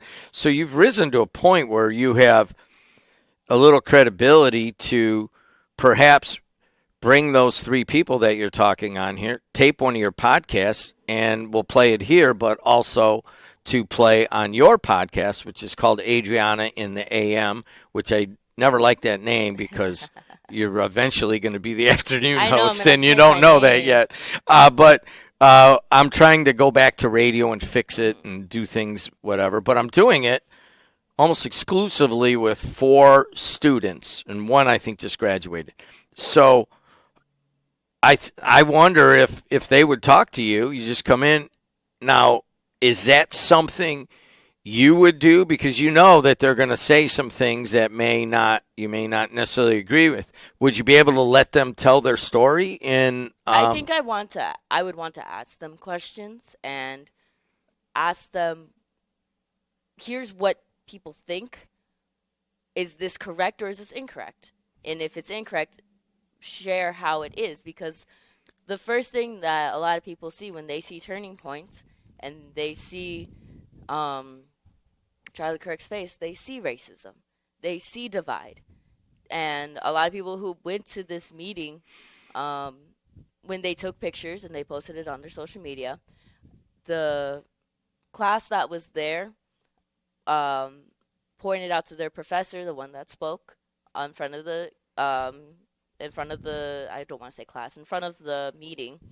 They're like, hey, they're taking pictures. And the professor asked them, can you please not take pictures? And they're like, well, it's a public space and all that, but they didn't want to look like they were in support of this. There were some people that left that meeting thinking that it would be a debate, and it wasn't. And they sat through a meeting that wasn't like that. And then also a lot of people are angry because in their Turning Point slideshow said that they will accurately represent the values of our Constitution. And people are like, they're not already accurately represented. What's different? What's not there? And you heard in the video that the guy was saying that our founding fathers were built on Christian values, and some people don't agree with that. Some people say no. Some of them actually believed in this. Some of them believed in this. So it's a lot of different things happening here, and throughout whatever has happened at PNW, I haven't seen a statement, but PNW social media on their Instagram, you see them posting stuff that doesn't have to do with this, doesn't have to do anything with this. They're just, here's our school, here's our academics, all that stuff. And then you have these comments flooded in. So let's do 2 things. Mm-hmm. I mean, that's an assignment. And the assignment is, if you're willing mm-hmm. to talk to people you may disagree with, I would like you to see if you could get them in to talk. And let's do a little 20-minute podcast of it and put it on our YouTube channel, because I'm sure people would want to know what these people stand for. Could you do that? I can see if they would. No, would you personally? And I know that it's pretty evident. I'd have to put my pride aside and do it, but I'd do it, yeah. As a journalist, mm-hmm. I would. Have you learned enough from what I do to be able to do that interview? I would have, yeah, I would, like I said, I'd have to put my pride, my emotions aside from what I feel about Turning Point and just ask them, please explain it to people who may not agree with you. I'd have to put, because I don't agree with the views of Charlie Kirk while he was alive. I don't agree with the views of Turning Point. And it's for things outside of race. It's for a lot of things, how he viewed what women's roles should be. I disagreed with a lot of those things. But if I were to interview these students, yes, I would do it. But like I said, I have to put aside my views that I have of Turning Point and look at it as, okay, I'm a brand new person who knows nothing about it. Please tell me and educate me on what you are trying to accomplish bringing this organization here to Purdue Northwest. So if you were able to get them, and I got a feeling that, you know, they would come to talk to you here on the campus, you would be able to do it as an interview in which you're just trying to get information rather than debating them on the topics.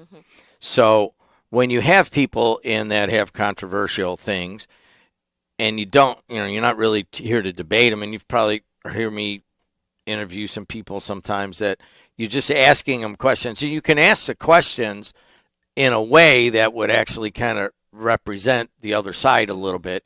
But if I wouldn't necessarily say you'd want to get into a debate with 2 or 3 people. So see if you can do that. I mean, that's an assignment. I'm like, dude, you know, have you kind of learned enough here and through your classes to be able to go into a sensitive topic of national attention right now? I mean, it was the #1 story on Hannity yesterday. So I don't know. Now, the second part of that is we're trying to learn strategic communications management, and we're going through it. And I got a guy that will be kind of guiding you and Semino with our policy that will be added to our thing. And if you want to use him, you can. But we should have a policy, and we do already. It's me. But I want something for you guys to learn off of. Are you learning how PNW is handling this? Anything? There has not been a statement. Now, do you think that's the right thing? I don't know if they have addressed the professor at all. I know the professor has been getting threats. She has been getting death threats over what she said.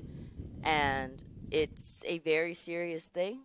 The class that my friend had that she has this professor was held via Zoom, and then some of the classes were canceled. They had it via Zoom. Why? That's all the information I had on that aspect, but I know that the professor was getting threats based on what she said. So and in that people aren't happy about it. In that situation, certainly, if you're on campus, you're the kind of rising media star here. Maybe offer to the Turning Point Club, and then offer to the professor to come and talk to you separately. I wouldn't put them all together right now. No. Well, so also another thing that people are upset over. Turn your mic up slightly. Go ahead. Well, that's all. Yeah, I can't really project on this one, but that a lot of people are upset because because you need a faculty or staff member to sponsor your club to have it be a club, and people are upset that it's the veterans, the PNW veterans area. I don't know what the correct term. So wait a second. But now I have not heard this part. So they do need a sponsor. We know that, right? So you're saying that it's associated with the veterans on campus? So on the PNW veterans, where the veterans, I think it's association is what it's called. On the outside of it is a Charlie Kirk poster. And you had the PNW veterans, the staff members there, and they were all for it. Some people don't like that because they feel that the views of Charlie Kirk went against certain things with the veterans, and that it did go for some things that were for the veterans. Some people are upset about that as well. So it's a lot of different things that people are mad about Turning Point being here at all. And some people have said, okay, well, if they want Turning Point here so bad, do it outside of the university. And then there's some people that said, no, keep it in the university. Well, so it's like us. You picked up a very controversial podcast recently, right? And I'm okay. You know, I didn't that's know your it was choice. controversial until somebody told me about it. I was like, oh. Yeah, cool. well, I mean, that's, you know, your decisions, and you got to learn, you know, that. But there's so many tendrils to this that I can't even really hold it all in my head. But do you think that if you were to interview the Turning Point people and then perhaps the professor and let them tell their stories, do you think that would help things or would that hurt things? It can go so many ways. It can go very many ways because so people look at Turning Point and they think that it is the one term that I've heard the most is that it is white supremacy, white conservatism. Those are the two that I've heard the most. And people who see anybody of color in the Turning Point meetings and or that they support it, they said, what are you doing? You're going against your own race. I've seen those happen.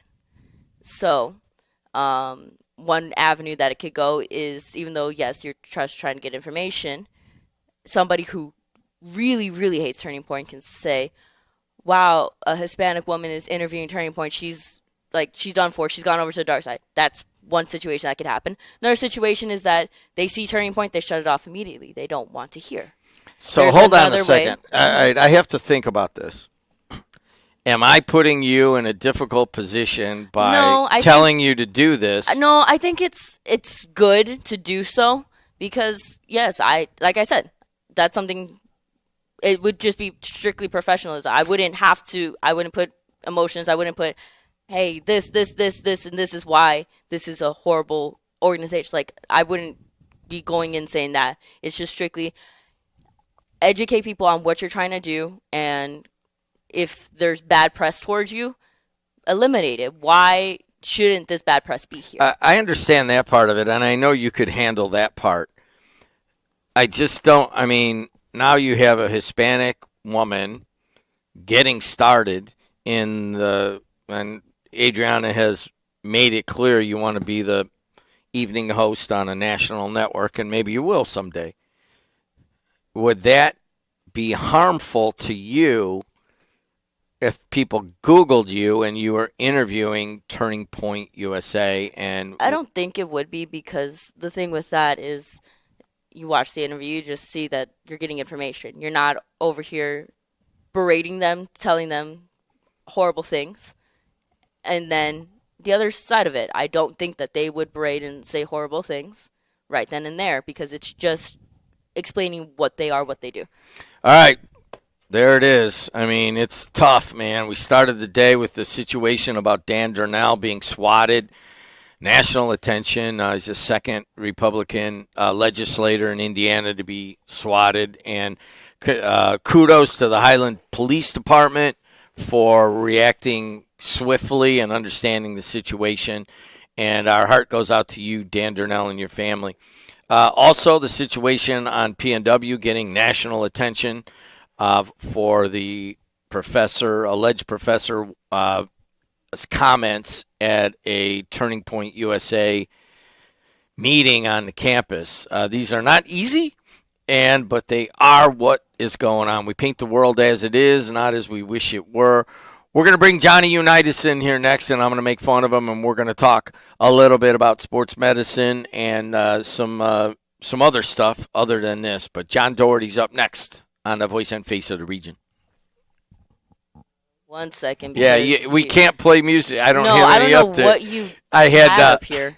I had Gene Shepard up because I have to play non-copyrighted music, so give her.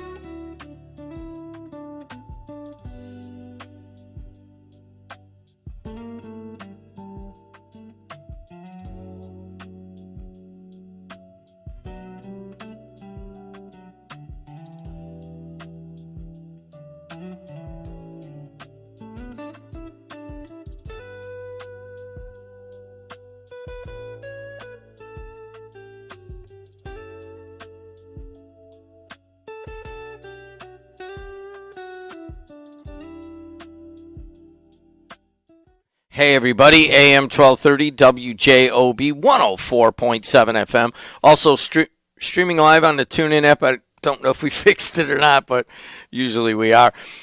And unwillingly, I am on the YouTube channel of WJOB 1230.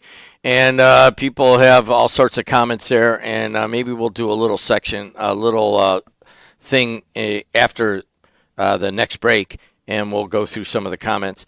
But you can get us on all of those spots. You cannot get us any longer on Jed TV because it doesn't exist.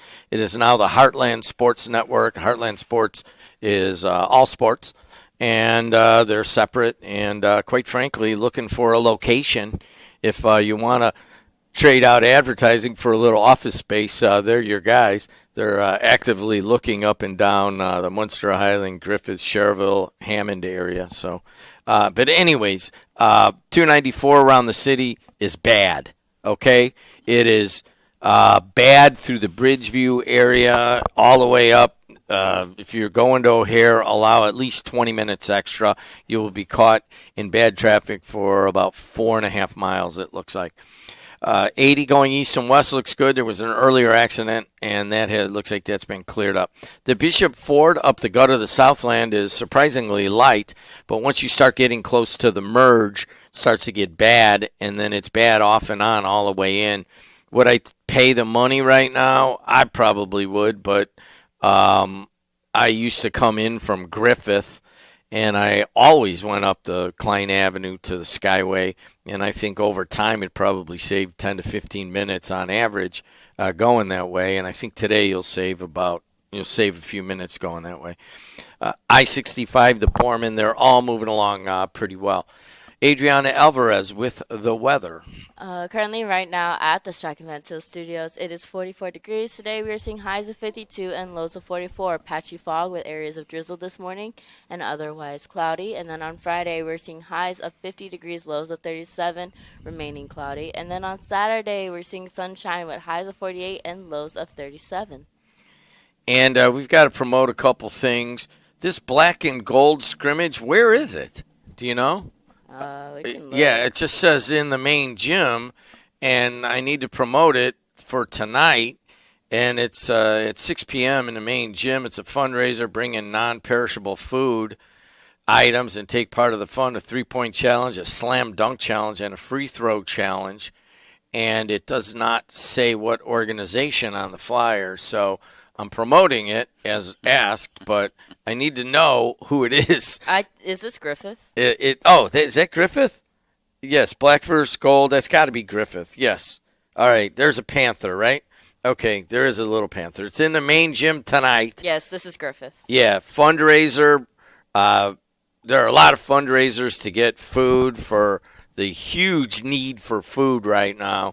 And the NWI Food Bank, we had Verley talking about it yesterday or Tuesday about the line wrapping all the way down Broadway and then all the way down 61st, all the way to Cleveland. If you guys know the geography there, that is amazing. I don't know how they're keeping up with the demand right now to get people food, but they are somehow. And I got to give you another assignment, Adriana. Victor Garcia with the food bank. We need to talk to him soon, just to see what people can do and how they can donate and how they can help out. But here's certainly a way you could do it tonight in Griffith. It's in the main gym. It's the black versus gold boys basketball scrimmage. So that must just be the boys basketball team splitting up and going at each other. I might stop by that over there tonight, and that will be tonight. Also, don't forget that at the Andrean game, we do this big thing before the game. It's kind of taken off. I was once again against it, but they have the Friday night kickoff show before the big Andrean semi-state game. They'll have a number of people, coaches, talking about the game, and then I think Tom Dockich is going to stop by and come from the big tailgate over there, and it's an all-around good time. So you can start watching that, I think, around 5:30 and before the game, and I think Peter Krakowski and Chris and Joe Cimino will be there, and a couple other people. So there it is. But Big Frank's will be serving food there too. And if you want a sausage or whatever, and you go into the Andrean tailgate party, don't forget to go over to see Stan Stefanski and get your dinner right before the big Andrean game. John Doherty's with us. Hey, Adriana, can you turn my mic down just slightly, or unless you think it's at a good level? Okay. John Doherty, how are you? Terrific. How are you, Jed? Good to see you. I've been doing this for 40 years, and I think I have a good ear. And then I look at the levels afterwards, and it's always the ear of the students is better than mine. So Probably, maybe I should just stop. Yeah. I'm trying to tell Adriana what to do, and then I realize she may know more than me. She has us on video. I don't even want to be on video anymore. But it is what it is. How you doing? I'm terrific. John Doherty is the longest-running columnist almost anywhere in America, but certainly in the Times, and maybe even all the way across the Times 76 markets. And you can read his columns. Before we talk about some of the other stuff, I want to talk about one that is near to me because I've tried to play pickleball. Right. And I'm trying to stay into sports where I'm not going to – I've already been tackled 1,000 times and been punched in the face thousands of times as a boxer, and I feel kind of lucky to have made it this far. I can just see playing like my dad playing – he's 86 years old, travels the country playing softball. He plays basketball. And I'm just like, Dad, how, if I did this. Good for him. Yeah, good for him. But yeah. I'm like, all right, I do swimming, I do yoga, I do lift weights over here. I walk like 20,000 steps a day. And that keeps me going so that I'm not getting hurt because I tend to get hurt. But I played pickleball a few times and I go, I'm going to go and I'm going to dive and I'm going to turn and the competitive instinct is coming out. The competitive instinct kicks in, and sometimes maybe, and that's part of what my column's about, your body for older pickleball players isn't capable of withstanding the stresses of if you let that competitive drive kick in too greatly. So the name of the article is Falling for a Newer Sport Puts Older Players in a Pickle. Yeah. Older players are playing this everywhere. Yes. And it's a huge debate in New York City because tennis, the ball hits and it's not very loud, but if you put a pickleball court outside of a high-rise, that plastic ball, click, click, click, click, and it's very, very obnoxious. And the paddle. And the paddle hits the same, makes the same sound. Right. But outside of that, what do you want older players to know? They should go into playing pickleball trained. So they should have a base of strength and make sure that they have a base of good balance. Because when that ball goes over your head and you twist and turn and try to get it, or it's slightly out of reach and you lunge for it, the one thing no elderly person wants to do is fall, because falls for older people are a disaster. It means broken wrists, and in the worst case scenario, it means a broken hip. It can also, you fall and hit your head, it means a concussion. Overall, if it's done right, nothing better for somebody. It works on speed. It works on coordination. It just works on overall heart and lung health. But you can't go crazy out in the court and be throwing your body all over the court and then falling, because the number of injuries associated with pickleball has skyrocketed. And another column I did a while back, it also plays into a situation we have nationwide where, as the population has aged and the need for orthopedic surgeons has gone up, the number of orthopedic surgeons has been going down. So we have this gap between the need for orthopedic surgery services and what the number of orthopedic surgeons that are actually available. There's people right now that are listening to that, and I don't want to hear that. I play pickleball regularly. Sure. The Gene Shepherd Center is basically a pickleball center. I'm going to go over here to the Y at lunch, and there's going to be people playing pickleball. Play pickleball. And they're I'm not saying to not play pickleball. Just go out there prepared. They're all older. Yeah, great. Every once in a while, like one of the young, I encourage it. Like if they're having a doubles, they'll pull one of the kids that are playing Or basketball or waiting for the next game and say, "Hey, you want to play?" And then a lot of these younger basketball players. Then you get a mismatch. Yeah, but some of these older players are really good. good. I won't Sure. even play with them. I'm Yeah. like, man, that guy knows his game, and they come out with different paddles, and they have the different balls, and they have, it's a big thing. Yeah. So on balance, good thing. On the number of injuries, you put it at 25,000 in 2023. That's a lot. That's a lot. Of serious injuries. Right. Those are injuries that had to go to an ER. Yeah. Those aren't the injuries that ended up in the orthopedic surgeon or the family doctor's office. So that's 25,000 ER visits amongst pickleball. Right. And Hammond's kind of becoming a pickleball destination right now with certainly with the Gene Shepherd Center. So that's not good news for the to put that out. I don't think you're saying don't play it. Oh no, that's not. I'm saying go out there prepared. All right, go through preparation for me, 63 years old, going to go play pickleball. What do you want me to do? I want you to do some strength training for a few weeks before you start. Done. I want you to get out and do some aerobic training before you start, and then go out on the court with a mindset you're going out there to have fun. You're not going out there to kill the other guy. And that's I think that one I can't do. The strength training and the cardiovascular I already do. I can't turn. You can't turn John the Friend juices. in my ear. Always give your fullest Yeah. in anything you do. Right.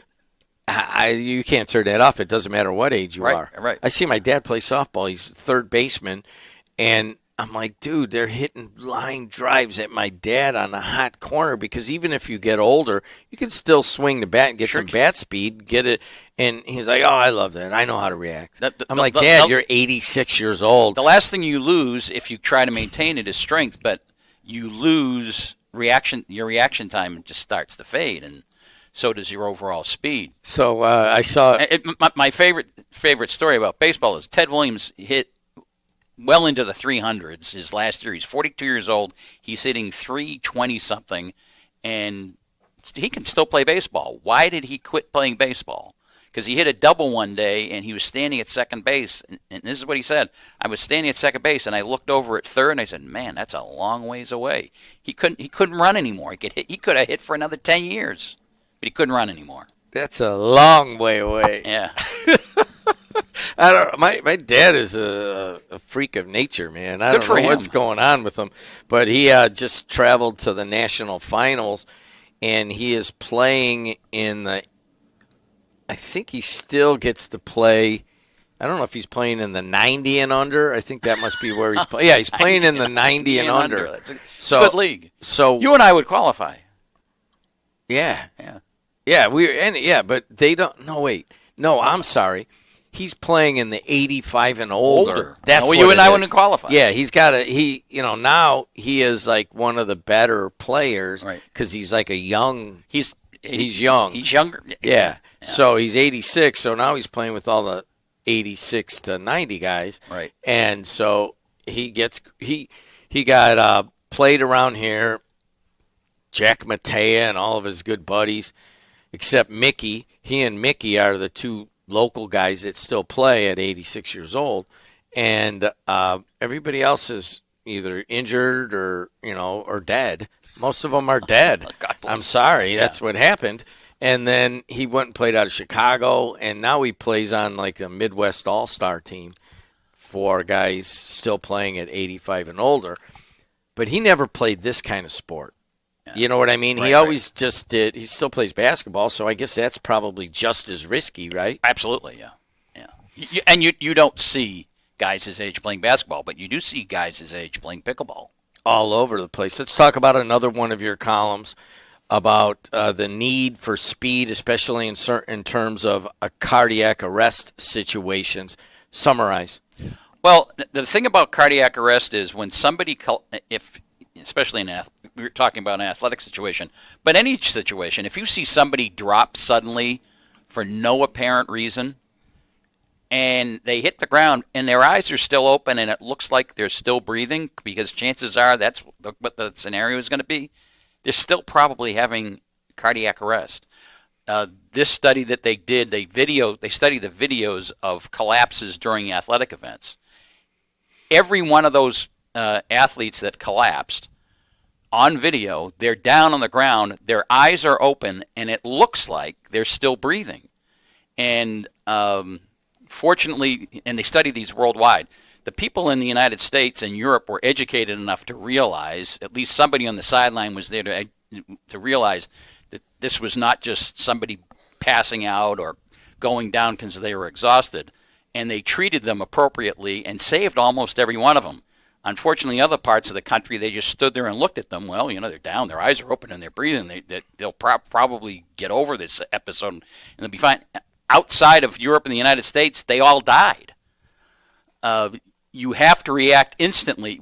You have to assume that somebody goes down for no apparent reason until proven otherwise, that they are in cardiac arrest, and CPR needs to be started, and somebody needs to go fetch the AED, because the other part of it is the AED works. In every case of these video studies, I think there were 11 of them, it's either 11 or 13 in the United States, the AED was brought out immediately. Every one of those people were saved. And in Europe, 6 out of 8 were saved. Is mostly men or women? More men. Mostly men. I see right now in one of the studies, 47 of the 48 were males. Why men more? Men have are more prone to heart disease than women are.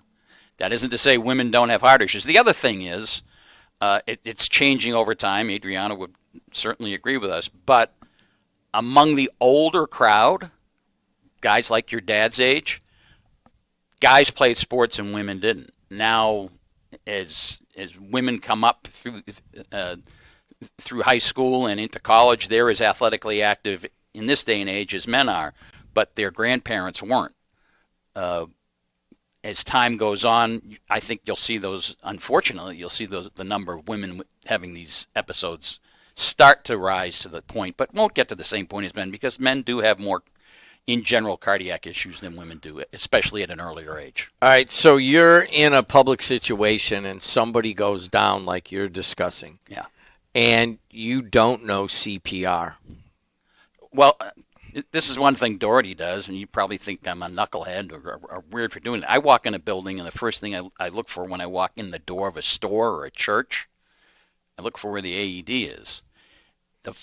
The most important thing to do in the end is get the AED, because the AED will tell you what to do and walk you through it, and the AED is going to save the person. I think I actually discussed this not too long ago with Tom, but they did a study they took a room full of 6th graders, and they took a room full of paramedics when the AEDs first came out, and they threw the AED in the room and and gave the paramedics and these kids scenarios with a mannequin, save the person.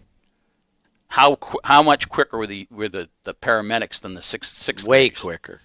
They were 30 seconds quicker. The kids did just almost as well, because all you have to do is turn the AED on. It tells you exactly. It walks you through verbally? Yeah, it has verbal prompts coming out of the... I mean, isn't it just a shocker? It is a shocker, but when you turn it on, it speaks to the rescuer, and it tells you step by step what to do. What do you call those things? Take the pads? Take the pads out. Place the pads on the patient. Hit the button to analyze. Clear the patient. It says analyzing. Shock advised. Hit the button. You hit the button, it shocks the person. He's John Doherty. We got one more I want to hit. John and I are both on the Sportsmanship Committee. It's all John Friend's fault. Yes, it is. But it is the massive 900-person dinner before the boys basketball sectionals. And we always have a speaker. I knew eventually that, I am the MC and John sits on the other side of the podium. And he does a little bit. I do most of it. And then we stream it, and it's pushed out by the IHSA TV network, and it's kind of a big deal, and it always has been, and it's been going on, I don't know, 72 years. 72 years. And we try to get a good speaker. Certainly this guy is a very good speaker, and he will hold the audience, and he holds a really big position.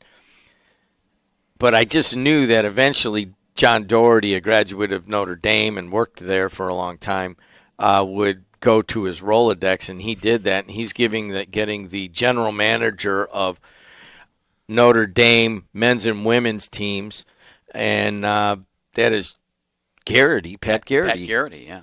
He's going to come out. He's coming, yeah. That's a big catch. I reached out to Pat. He got back to me in 24 hours. Yeah, I'm open that night. I'll be there. So he, of course, played a long time for the Orlando Magic. 10 years with the Magic. Yeah, it was. He was a first round pick. Yeah, that's kind of what you remember him for as a Magic. But he's kind of rising up in the management. He was assistant GM for a number of years with the Detroit Pistons. Briefly got out of basketball, and then Notre Dame brought him back just in May. And he's the GM for both the men's and women's program. Good idea, I think. And in his position, he's involved with recruiting and the dreaded NIL and athlete revenue sharing. And so he's intimately involved with that. The other perspective Pat brings, not only as a former great athlete himself, he's got a son plays tight end on the Notre Dame football team. So he sees the athletic landscape right now from a lot of viewpoints. Part of it is we got to sell all of our tickets, and I know that a number of Notre Dame people that wouldn't normally go to this banquet are going to be attending. Probably. And I have to host it and act like I am just all in for our largest Catholic institution in Indiana. Yeah, and your niece went there, and I think it served her well. Yes. I actually have a number of Notre Dame shirts, and I have a hat. And you look good in them. Yeah, and I wear them when I go to South Joyce for the football games, and I act like I'm all in. But certainly I was much more proud when we had Robbie Hummel, and I enjoyed that one much more. But if you guys want to go, you want to see Pat Garrity talk, he's kind of on the rise. I don't know if he would eventually be Notre Dame's AD or run the league. He's that kind of guy.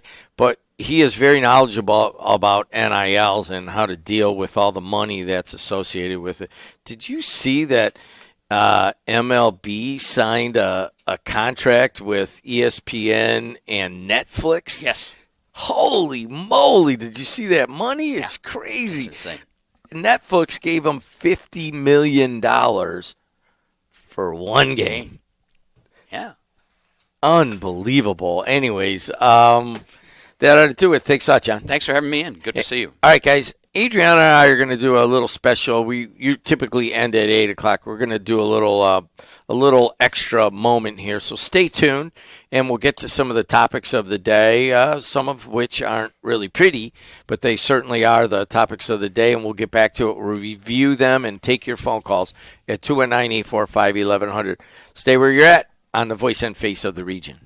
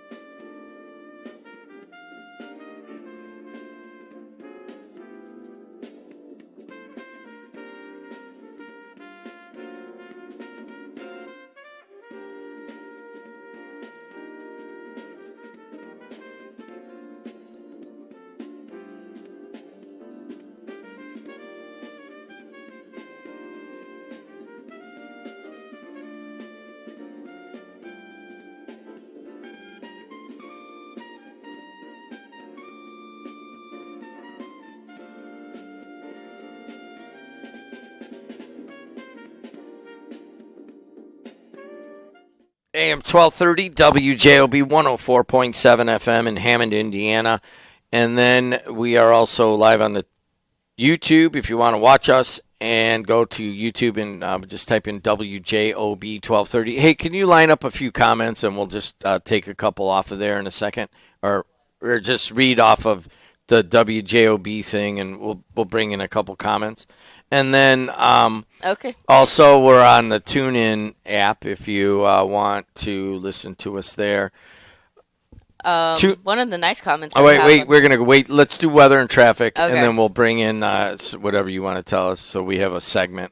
Okay. 294 around the city is bad from basically Bridgeview through Indian Head Park and about halfway up, a little bit more than halfway up, it starts to back up. It was an earlier accident way up there, but that's clear. Now you just kind of have the residual traffic. I got a feeling that if you left now, that would probably ameliorate itself over time. The 80 going east and west looks pretty good. The Bishop Ford is pretty good all the way up, but the Dan Ryan's still kind of heavy, especially 55th on in. Skyway, Toll Road, Borman, I-65 are all moving along well. The Griffith Black and Gold boys basketball game is tonight, and if you want to come out, it'll be from 6 p.m. It'll be a fundraiser. Bring in non-perishable food items and take part of the fun. There's three-point shot, slam dunk challenge, free throw challenge, and more. And they're going to scrimmage the black versus the gold. Admission $5 just for kind of a fundraiser thing going on. So basically, it's a food drive. And that starts at 6 o'clock tonight at the main gym. And then also tomorrow night, our good friend Stan Stefanski and his whole tent of food is going to be out at the Andrean game, the pregame, and for the game itself, Andrean Semi-State will be live from Andrean at 5:30 as well. We will do the Friday night kickoff show there. You'll be able to watch that on the Heartland Sports Network. We haven't been able to change everything over, so if you download the JED TV network app on your phone or on your TV, you'll be able to get that, and pretty soon that will be called different name, as you well know. And also we'll be at Maryville. We're doing those games for the IHSAA TV. You got to go there to watch them. You can't watch them on our app, and you got to pay. And that's just how it is for semi-state and for state-level contests. We will be broadcasting them. You'll be able to hear on one game is, I think the Andrean game is Sam Michael, and then we are lucky as I'll get out to get Brian Jennings, who does Division I football. I think he doesn't leave until the following morning. So you've got two of the top announcers in the state of Indiana on these games, and you've got, of course, a very competent production crew, and those games will go off. But if you really want to hear Jennings, you go to that Maryville game, and you'll hear him. I wonder why he's not on the Andrean game. Is there anything on that one? But anyways, we'll leave it at that. In terms of what's going on with the weather, Adriana Alvarez. So currently, right now, at the Strachan Vance Hill Studios, it is 44 degrees today. We're seeing highs of 52, lows of 44. Patchy fog with areas of drizzle this morning, otherwise cloudy. Then on Friday, highs of 50 degrees, lows of 37, remaining cloudy. Then on Saturday, highs of 48 degrees, lows of 37, with plenty of sunshine. A lot of stuff going on, and not much of it very pretty. Certainly, I'm going to start out with the national story because we haven't talked about it at all. But President Trump late last night signed the bill to release the Epstein files. But according to the New York Times, it says this: Trump approves the release, but loopholes remain. The president sought to take credit for the legislation despite months of pressure to kill it. The bill has significant exceptions that could mean many documents would stay confidential. Relenting to pressure from his own base, President Trump on Wednesday announced on social media that he signed the legislation calling on the Justice Department to release its files on the convicted sex offender Jeffrey Epstein within 30 days. Mr. Trump's signature does not guarantee the release of all the files. The bill contains significant exceptions, including a provision protecting continuing investigations, which could mean many documents would stay confidential. In a lengthy announcement on Truth Social, Mr. Trump focused on Democrats who were connected to Mr. Epstein and said the furor over the documents was a distraction to hurt his administration. Democrats have used the Epstein issue, which affects far more than the Republican Party, in order to try and distract from our amazing victories. In a post, the president sought to portray the bill's passage as the result of a directive that he made to his party. As everyone knows, I asked Speaker of the House Mike Johnson to pass this bill in the House and Senate respectively. Because of this request, the votes were almost unanimous. Adriana, we talk a lot about strategic communications. And President Trump trying to take credit for it there. All of this, I'm not really sure what is real and what is not. But what is real is Marjorie Taylor Greene on the TV every day and on social media almost every day with, I don't know how many survivors there are, victims of basically child sexual trafficking. They were very happy that the bill passed. They were very happy. I saw some of the interviews with them that he signed it. But it sounds like they're not gonna release all of it, and that they're using some of the loopholes on it. And I don't know what's going to happen. All I know from a strategic communications standpoint, it is not good for Republicans to see Marjorie Taylor Greene and Lauren Boebert and all of these victims every day. And I heard them yesterday and saw them on social media and every day. And the longer this continues, it hurts our country more. It hurts these women. They become re-victimized. And it hurts the Republican Party. Your thoughts? Let's just relegate to the communications aspect of this. The communications aspect of it. So didn't they reopen the investigation of the Epstein files? Is that correct? Well, they're gonna release them. They're gonna release them, but wasn't the investigation? Yeah, they reopened investigations only on Democrats. They only reopened so it on what Democrats. Could happen? And yes. Where you're going is they could say, well, they're open investigations now. We can't release them. Yeah. So from a communication standpoint, I always tell people when they ask me, and they do ask sometimes, I say, listen, people aren't dumb. And they know what's going on, and you have to address the issues. And I just think this, honestly, I'll just tell you, I don't think it's a great communication strategy to come out and reopen up investigations on Democrats only, and then use that to not release the documents, which it sounds where it's going. But anyways, you see these women giving these interviews. What do you think about them? Like the women, like the victims? You know, for something like this, you can't really put yourself in the victim's shoes and think, what are they thinking, what are they doing?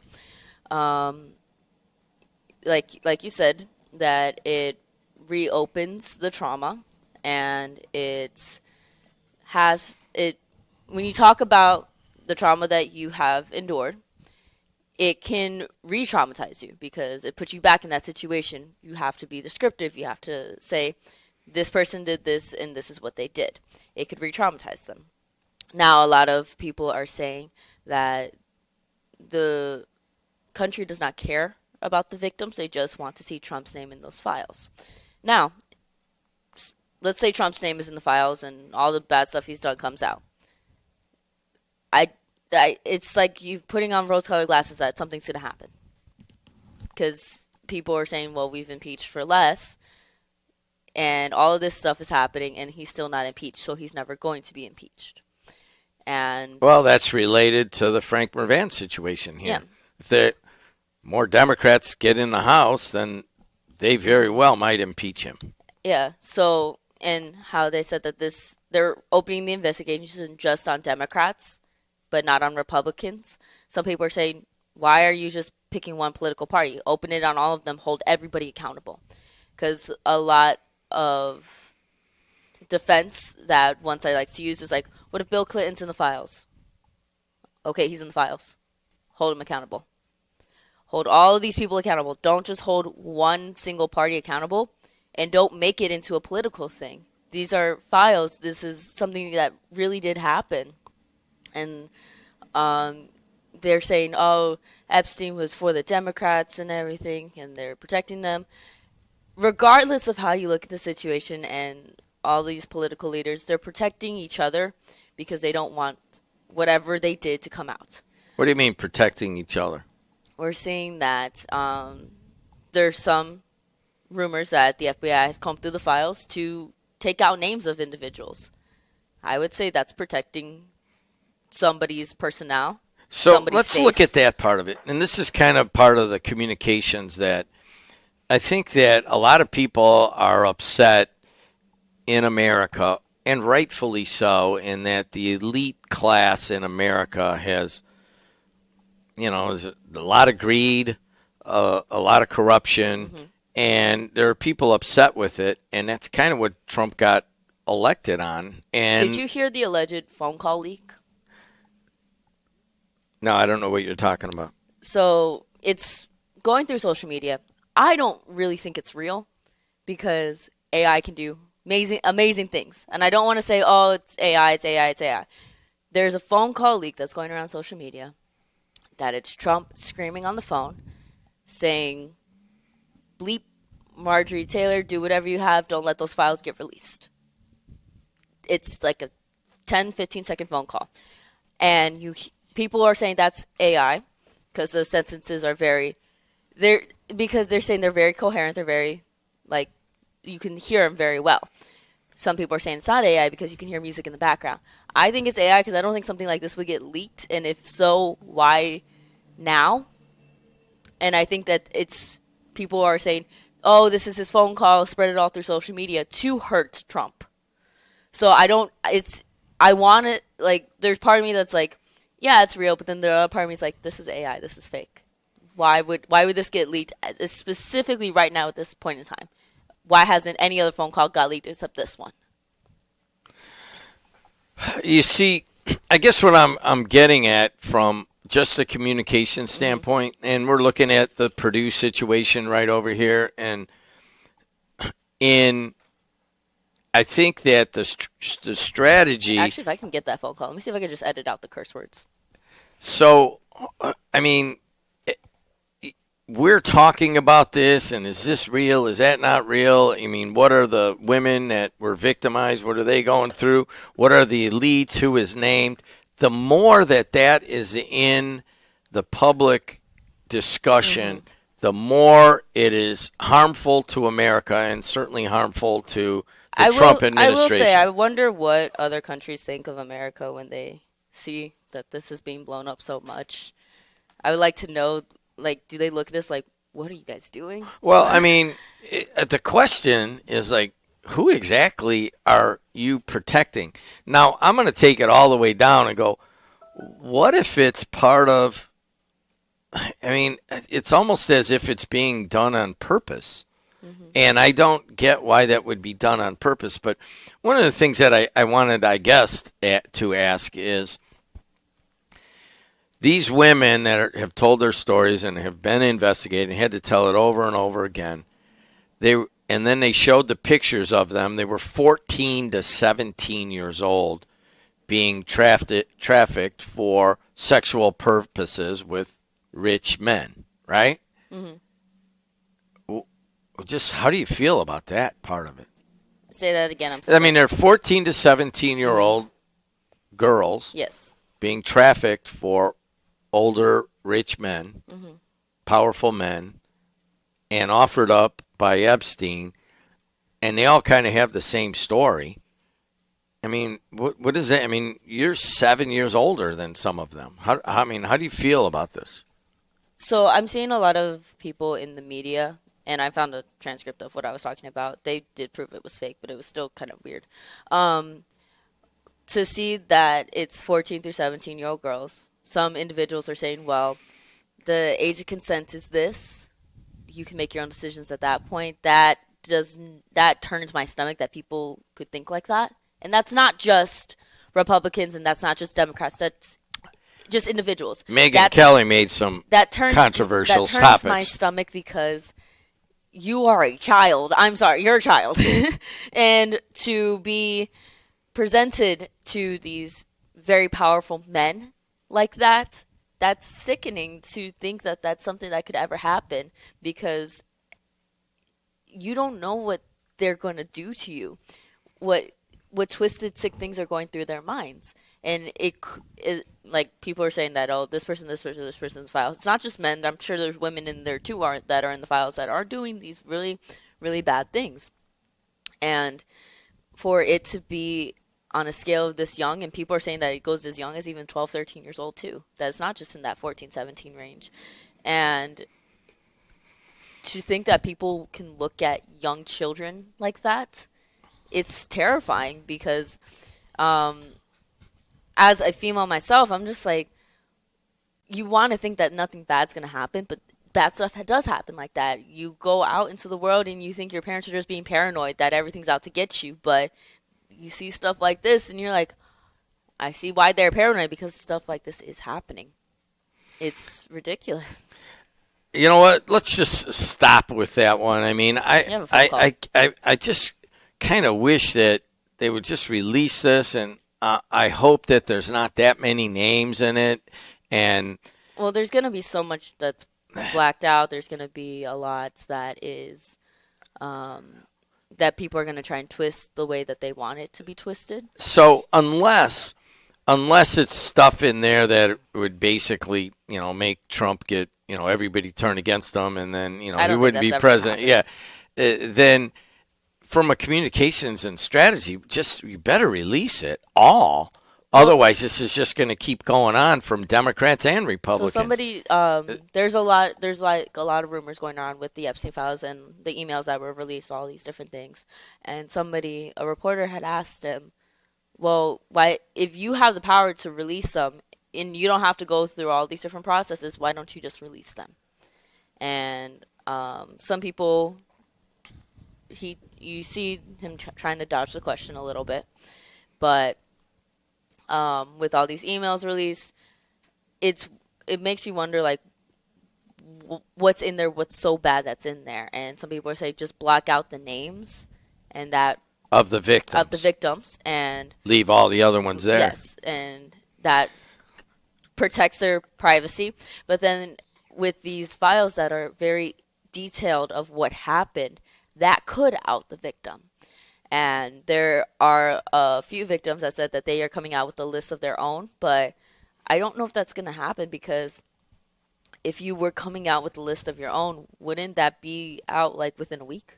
Well, that's a question, and I think that the women, the survivors, have kind of come together and said, let's let it come out in Epstein's emails rather than let's naming people and that kind of thing. And then we'll deal with it at that point. Would the nation believe them too? That's the other thing. Would they believe them if they said, here's the list of our names? People may say that it is a political gain if they did put Trump in there. People could say that. Well, and they could twist it. I did watch Bill O'Reilly last night for a little while, and he's like, here's what he was calling it, kind of like the Salem witch trials. Yeah. And he goes, once they release this and there's all these names, all these perhaps innocent people, their lives are going to be ruined because they were in an Epstein email or they conversed with them by Epstein. But one of them is a guy that talked back and forth with Epstein after he was already a convicted sex offender, is Lawrence Summers. He's like he was the Treasury Secretary. He was the president of Harvard. And being that he went back and forth with Epstein, he's being just, it says Lawrence Summers has come back from scandals. Will this be his last? The former Harvard president has come back from controversy before, but revelations and new Epstein emails are threatening his very public life. And he, of course, in the past basically said that it's a matter of aptitude why there aren't more women in science, and it's basically that men are smarter, and that's how people took it. I don't think he meant it with that. But his life, he's no longer on the OpenAI board. He's no longer has a public life, and I guess now he's on a leave of absence from Harvard.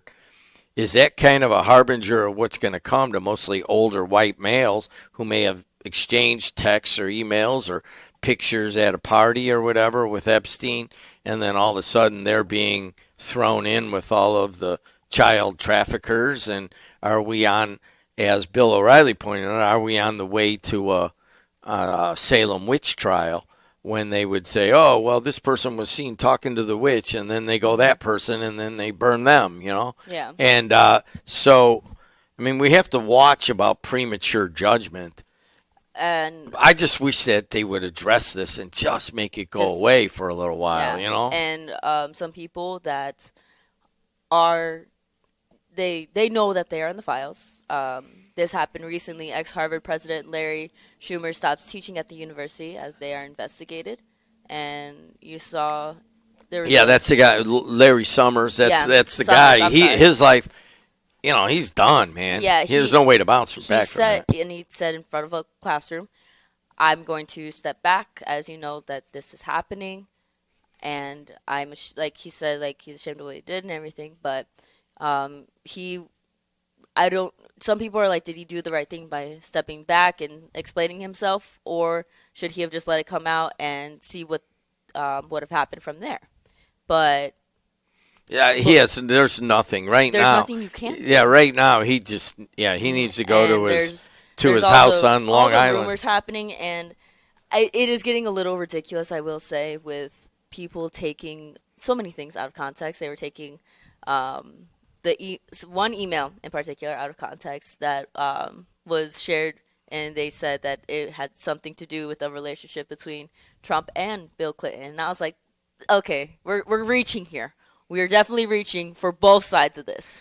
And it was, people took that and ran with it to social media, making all the jokes and everything. But once these are released, is it going to be like a shockwave throughout the country? And if so, how many people that are currently in politics right now, are they going to lose their jobs, or do they keep them? And if they keep them, what's the response of the country going to be?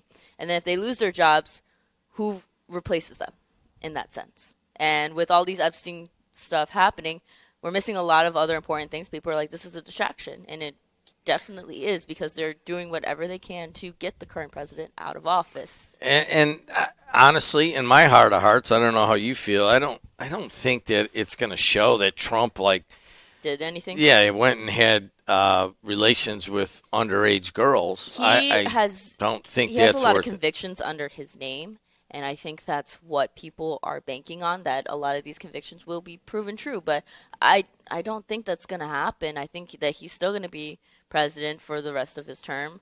There's not going to be some miracle that's going to take him out of the seat. And then also, once these are released, what's the next thing that people are going to say to try and get him out of office? Well, exactly. It seems like, a never-ending thing to get him out. But all of this is related to another ugly story, and that is the swatting of... We have 3 calls, too. Dan Darnell, right here in Highland. And according to the Indy Star, another Indiana senator is a victim of swatting amid the bitter redistricting fight. Why that's so important, as came out in the Times article says that, if the Democrats take over the House, they could impeach the president. So they have to, there's a bitter fight right now. A second Republican in the Indiana State Senate says he is a victim of a swatting incident that targeted him and his family. The report comes as Senate Republicans have faced national attention, including rebukes from President Donald Trump. State Senator Dan Durnell out of Highland said that local law enforcement officials were quick to recognize its swatting attempt for what it was, a false report to law enforcement. Here's what Durnell said. It is scary and shocking to me that someone would go so far to try to cause harm or fear to me or my family. I've always done my best to serve my community, be their voice, and work alongside them. He's right. I mean, this is one of the nice guys in politics, and it's very disturbing to wake up and see Dan Durnell's face on the TV on national shows, and our hearts go out to you, Dan, and what you're dealing with right now. This is a local issue of a local dude who's just a good dude, and this is awful. Anyways, let's take some phone calls. 219-845-1100. Hey, you're on the air. How are you? Good morning. How are you? Good. What's going on? Hey, now that you're rebranding and you got the sports separated from the talk, can I offer a suggestion for some call letters? Sure. TD radio. Okay. I know. What's the ridicule involved in that? I don't mean touchdown.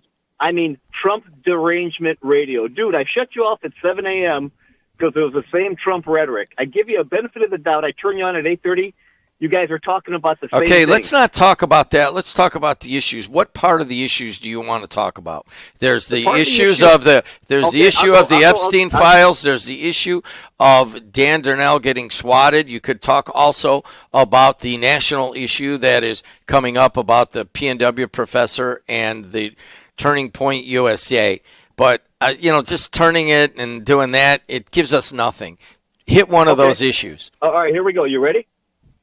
I know both of you are waiting for that. All right, there you go again. You don't go at the source. We're just talking about things that are out there. Do you have anything to add about the issues, or would you just like to criticize me? Are you going to let me finish? No, you started out bringing us. Talk about one of these issues. Can you do that? If you're hoping for a smoking gun as it relates to the Epstein files, and how you don't know what I'm hoping for. Get out of my head or think you're in my head. What I'm asking you to do, and I don't think you're capable of it, is just going at one of these issues without saying you and this and that. No, these are real issues. Talk about them. Let's see if you can. Can I finish? Can you talk about one of these issues directly? You guys. You can't. You can't do it. If there was anything there as it relates to Trump being guilty with his connection with Epstein, Biden would have brought that out a long time ago. Here's the thing. Hold on a second. Let me address it. Yeah. Very good point. Expound on it. Biden would have used that to his advantage when he ran against Trump, and that probably would have got Biden the victory. And it wasn't used. It's not there. Trump is protecting a lot of rich guys is what he's doing. If Trump is guilty of anything in this whole scenario, it's protecting your Bill Gates and any number of billionaires that were involved with this scumbag. Are you okay with that? Are you okay with him protecting them? I'm not okay with that. No, I'm not. It's BS, but you guys are hoping for the other smoking gun. No. You don't know what we're hoping for. You had a great point. All right, hold on a second. Adriana, you were talking. You were going to say something about. No. You brought something up. Let us discuss it. This is great. That's great radio. But you and this and that, I'm tired of that. I don't get anything from that. But listen. If you got a complaint, send me an email. All right, hold on. Stop. With that, answer. And, let her talk. With the stuff with the Biden stuff. Get rid of this guy. He's just trying. I know what he's trying to do. So, go ahead.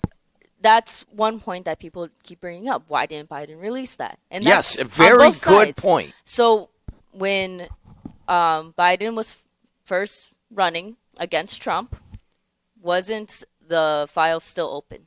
And that they couldn't really use that because it was still an open investigation. I don't know. I don't know anything about, but I believe that there is truth in what he's saying. Yeah. And that they would have somehow used it, but somehow used it, because at that level, they're like the dirtiest scoundrels. They'll do anything to get elected. So he was arrested. Epstein was arrested on July 6th of 2019. people are saying, well, why didn't they use it the first time Trump ran? He wasn't caught yet. Epstein was not caught at all. He was still like in the good to go, doing everything that he did. The first time Trump ran, because that was the 2016. Then, again, Epstein gets arrested on July 6, 2019. Then that investigation continued on until, into Biden's presidency. So they couldn't use anything for that. And then the moment that they were but his point is valid, Adriana. Yeah, no, I'm saying that it is a valid point. Why didn't Biden was going to run against Trump and then he got basically forced out, and Kamala Harris ran. It's a good point. Why didn't Biden do this? You know what I mean? And I don't know the answer to that. I don't think there is a good answer to that. But anyways, let's take another phone call. 3 callers, yeah. All right, go ahead. Oh, I know you're looking for something. We'll come back to it when you find it. All right, go ahead. You're on the air. Hey, I was, you were giving your perspective about, these guys that exchanged emails and phone calls with this guy after he was a convicted pedophile. Now, do you associate or exchange emails or call people who were convicted pedophiles? You personally? All right. Here's what we're going to do, okay? We don't have that much time. If you have an opinion, I want to hear your opinion. But who I talk to or whatever, I mean... No. I'm just saying, these guys who are going to be exposed, right, are a lot of guys who, were still in communications with Jeffrey Epstein after he was convicted of pedophilia, right? And I'm saying there was a bunch of them, right? And I know that you probably wouldn't associate with people like that. No. You're doing it again. Okay, we laid out some really good topics, and it doesn't. That's not the direction. I want to get the discussion on this topic. So let me ask you this question. See, one of the dangers here is that people may have communicated with him. They may not have really known he was a pedophile. Okay, and what's going to happen if they release all of this? And I agree with Bill O'Reilly to some point. Is that we're going to have mass hysteria and lives are going to be ruined for, communicating with pedophiles after they were after he was a known convicted pedophile? Well, maybe. I mean, there are lives that are going to be ruined that perhaps people are people in power and people that we trusted and people that run the banks and people that are at the top of the food chain who are supposed to be setting examples and leading the country, right, Jed? Exactly. And you're getting right to the point that you have so many people upset. It's like we're upset that, the elites are making all this money and doing all they want sexually or corruption-wise, and here we are just little peons and watching it, and we're tired of it. And I think I think your sentiment is shared by a lot of people. Yeah, and I hope it's, it should be, right? I mean, morally and ethically? Really? I don't know. We're conjecturing on a lot because we don't know what's in there. Maybe a big nothing burger. Yeah, I know, but hey, let's face it. If you're communicating with this guy after he was a convicted pedophile, it's like, your moral judgment at that point, if it isn't, if it doesn't come into question, then, I don't know what kind of society we're headed for, What do you mean if it doesn't come into question? What do you want? No, somebody communicated with them and they're an elected official. Should we kick them out? After he was convicted, all I'm saying is, Jeff, morally, these guys who were still in communication with this guy, after he was convicted in Florida, now, you know what, wouldn't you... All right, say that was your friend, and you found about it, and then you found out about this guy. Well, if he was a close friend of yours, what would you do? You would never talk to the guy again, right? Never communicate with him again, right? Let me put myself in that position. All right, let's do this. All right, hold on. You go to high school and you grow up with a guy, and then he is convicted of pedophilia. Yeah. Yeah, I think that's a pretty easy decision. Yeah. All right. Yeah. All right. Thank you for the phone call. Hey, you're on the air. Hey, Jimmy, I'll give you a real good clarity about your buddy Larry Summers. It's not a witch hunt. He's on the record of sending emails back and forth with Jeffrey. Why don't the girls like me? He's getting dating advice on why, when he went to Epstein Island, the girls didn't like him. That's why he's hiding. He was coercing with underage girls under the tutelage of Jeffrey Epstein. That's why. Brad DeLong, listen to this. Brad DeLong, a professor at University of California, Berkeley, defended Mr. Summers, with whom he has written papers. Mr. DeLong said that his former collaborator built his enormous public profile by, quote, having smart and wise things to say, adding that he thinks people should still listen to Mr. Summers. Larry will continue to have worthwhile thoughts. So he does have a defender. Yeah, John Wayne Gacy had a defender too. The guy threw great parties for kids, except then he slaughtered them and buried them in his basement. So we don't tout him as a good party thrower. You're kidding, right? No, I'm reading off of New York or Washington Post, I think. But anyways, here it is. Okay, listen. So hold on. Listen to this. Yeah. Okay. In the emails, Mr. Summers appears to be leaning on a trusted friend, confiding to Mr. Epstein that a woman he was interested in had put him in the, quote, rear view mirror category. In a 2019 email, Mr. Summers, who was married at the time, complained about the woman's involvement with someone else. I said, what are you up to? She said, I'm busy, he wrote to Mr. Epstein. I said, awfully coy you are. So, gosh, he is kind of sharing things. Oh, hold on. Mr. Epstein wrote back, she's smart, making you pay for past errors. Ignore the daddy, I'm going out with the motorcycle guy. You reacted well. I don't know what any of this, I don't know. I'm surprised. Past errors. He couldn't get it on with the girls at the island. He didn't know why they rejected him. Have you ever seen a picture of Larry Summers? He looks like a bag of potatoes that I left on my porch in the middle of the summer and pulled in December. Thanks a lot for your phone call. I appreciate it. 219-845-1100. We're going to take maybe the last couple, and then I'm done for the day. Go ahead. Hi, Judd. Hi, Adriana. Hello. The release of these files, it's saying that, that people are going to, billionaires' lives are going to be ruined. They're already lives ruined. Hundreds of young girls, underage girls that were raped and trafficked, their lives are ruined. Let's not forget them. Let's not worry about what billionaire A person is going to have their lives ruined and not be able to afford a dozen nannies to take care of their kids. I don't give a damn about them. It's the dozens and hundreds of girls that were raped and trafficked. That's who we can't forget about. Their lives are already ruined. And they're extremely brave to come out of the shadows and take on these extremely rich, powerful billionaires.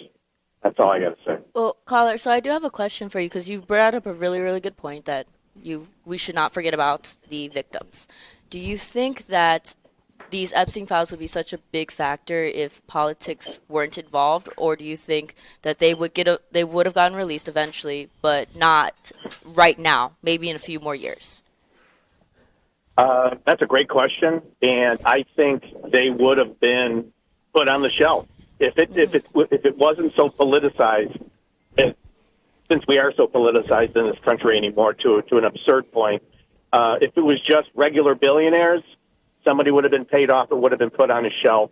Nothing would have happened. Yeah. But it's so politicized now, and I don't care what the reason is. They're going to, they're going to be exposed, and to a certain extent.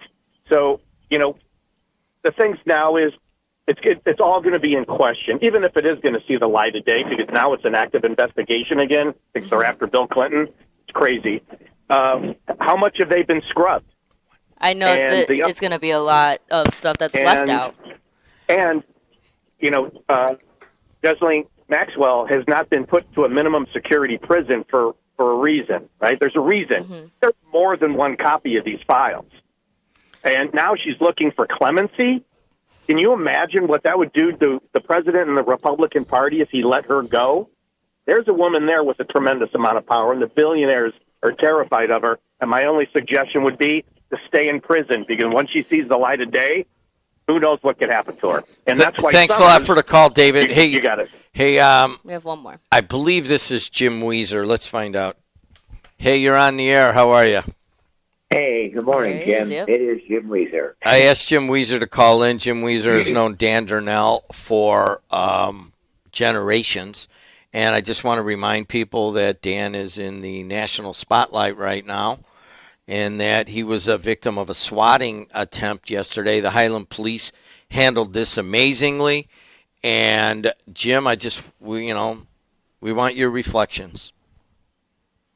Well, my reflection, I I wasn't aware of it till I saw the headline in the Times earlier this morning.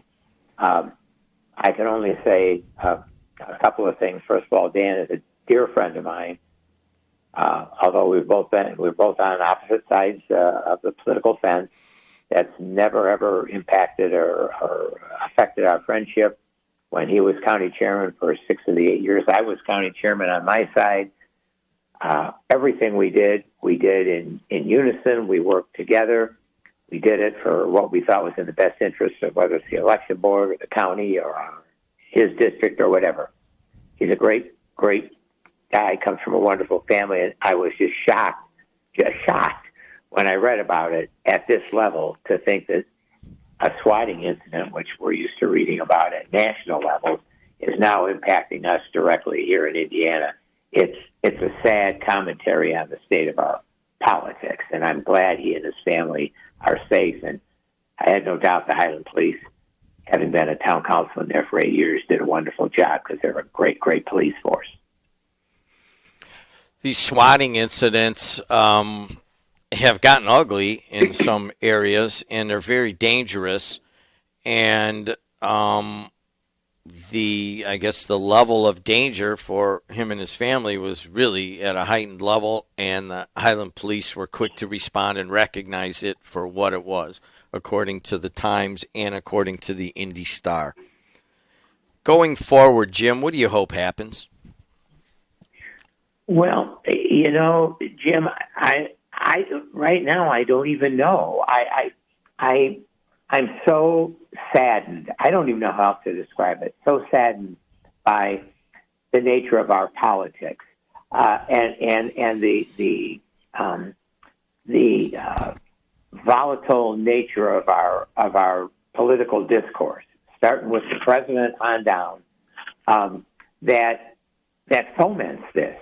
That to think that because you're upset. Because an unconstitutional act you want the Indiana legislature to take, the Republican majority in the Senate, and my hat's off to them, I give them credit, said, we're not going to do it. It's the wrong thing, and we're not going to do it. And without Dan ever expressing, among others, hey, I'm for this or against it, he never even had a chance to, they start coming after you. Because of the nature of our politics and the lack of civil discourse in our politics, I've been in this a long time, as you know, Jim. I've never seen anything like it, and I'm not sure. I don't have an answer. I truly don't. I know at our level here in Lake County, the Republicans and Democrats, we try our level best to work across the aisle with each other, and quite frankly, it's becoming harder and harder because of the direction of the national party and the president. So let's look specifically at what seems to be part of the swatting incident is the push to redistrict. You address that pretty deeply in your podcast, and all you got to do is go to Weezer Podcast on Apple, Spotify, wherever you get it. You expressed that ultimately you thought that many of the Republicans would come around and follow President Trump's directive and redraw the district. You described the redrawing. I didn't know anything about it, so when you listen to it, you'll get that. But do you still believe that? Oh, I don't believe it's over yet.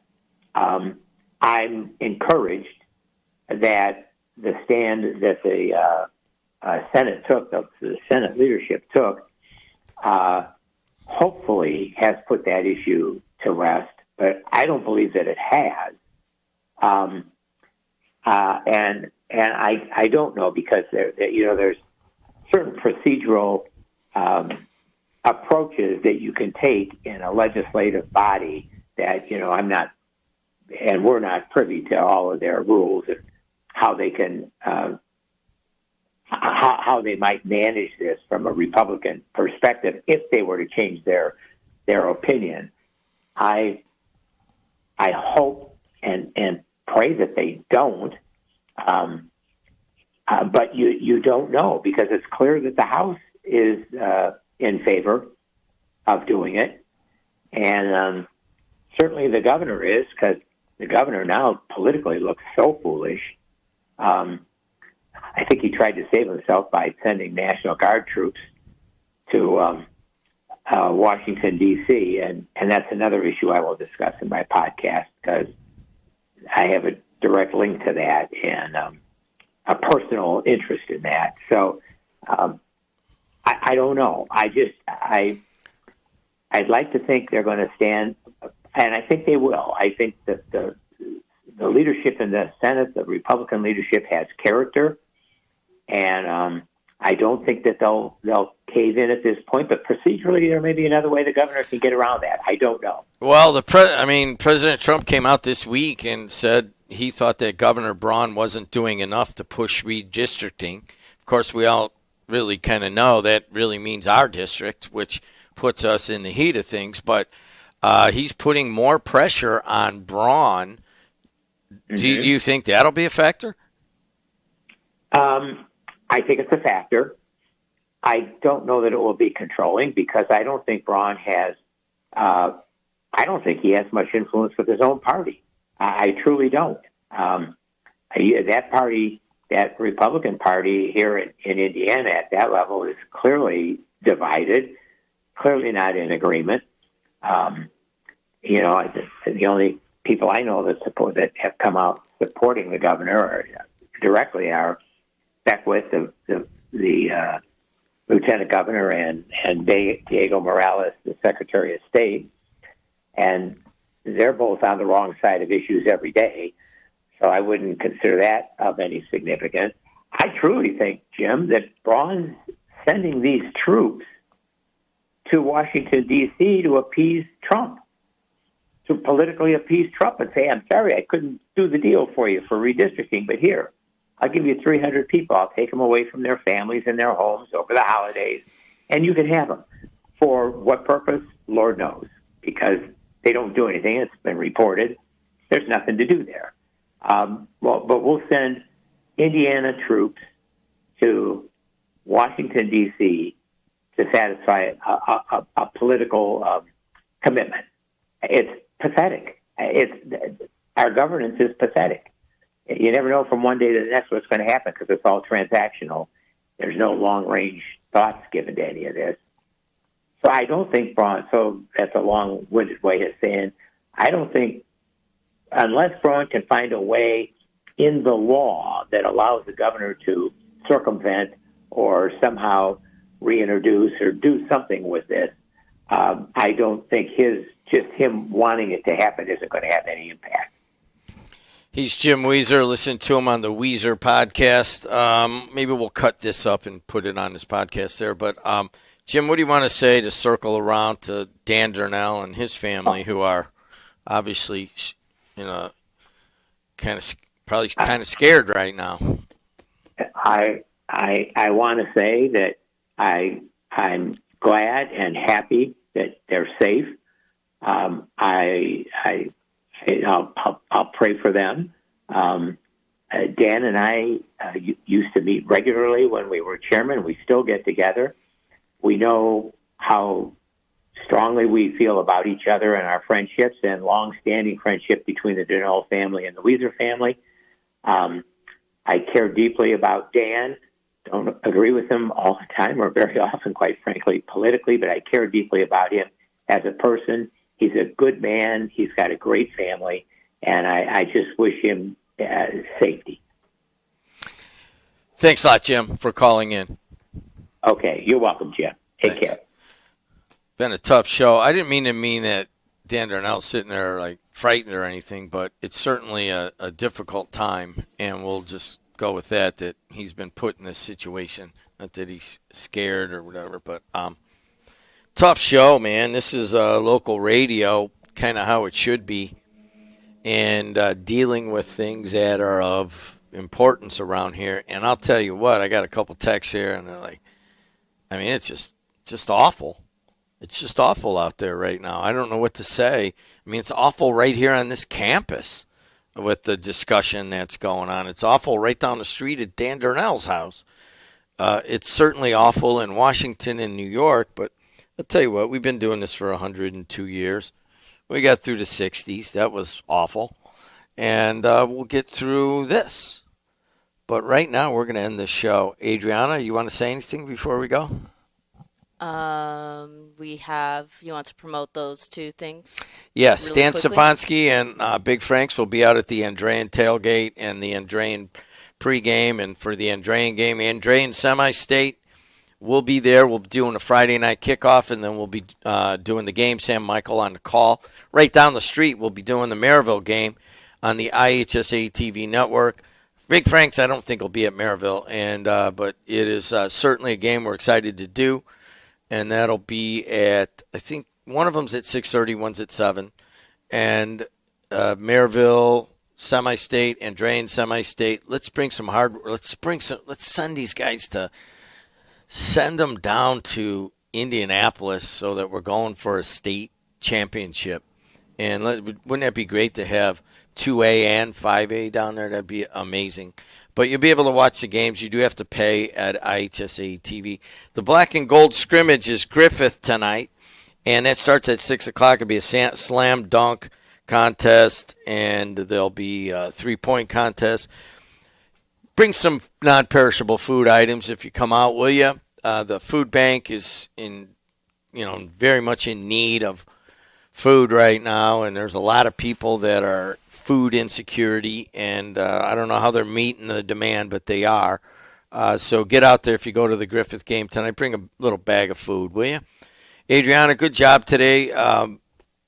You're really showing some mettle in dealing with difficult topics. I think we talked about it early on, and I go, sometimes it's just going to be tough, difficult. If I have one one Christmas wish, I would like to stop living historical events.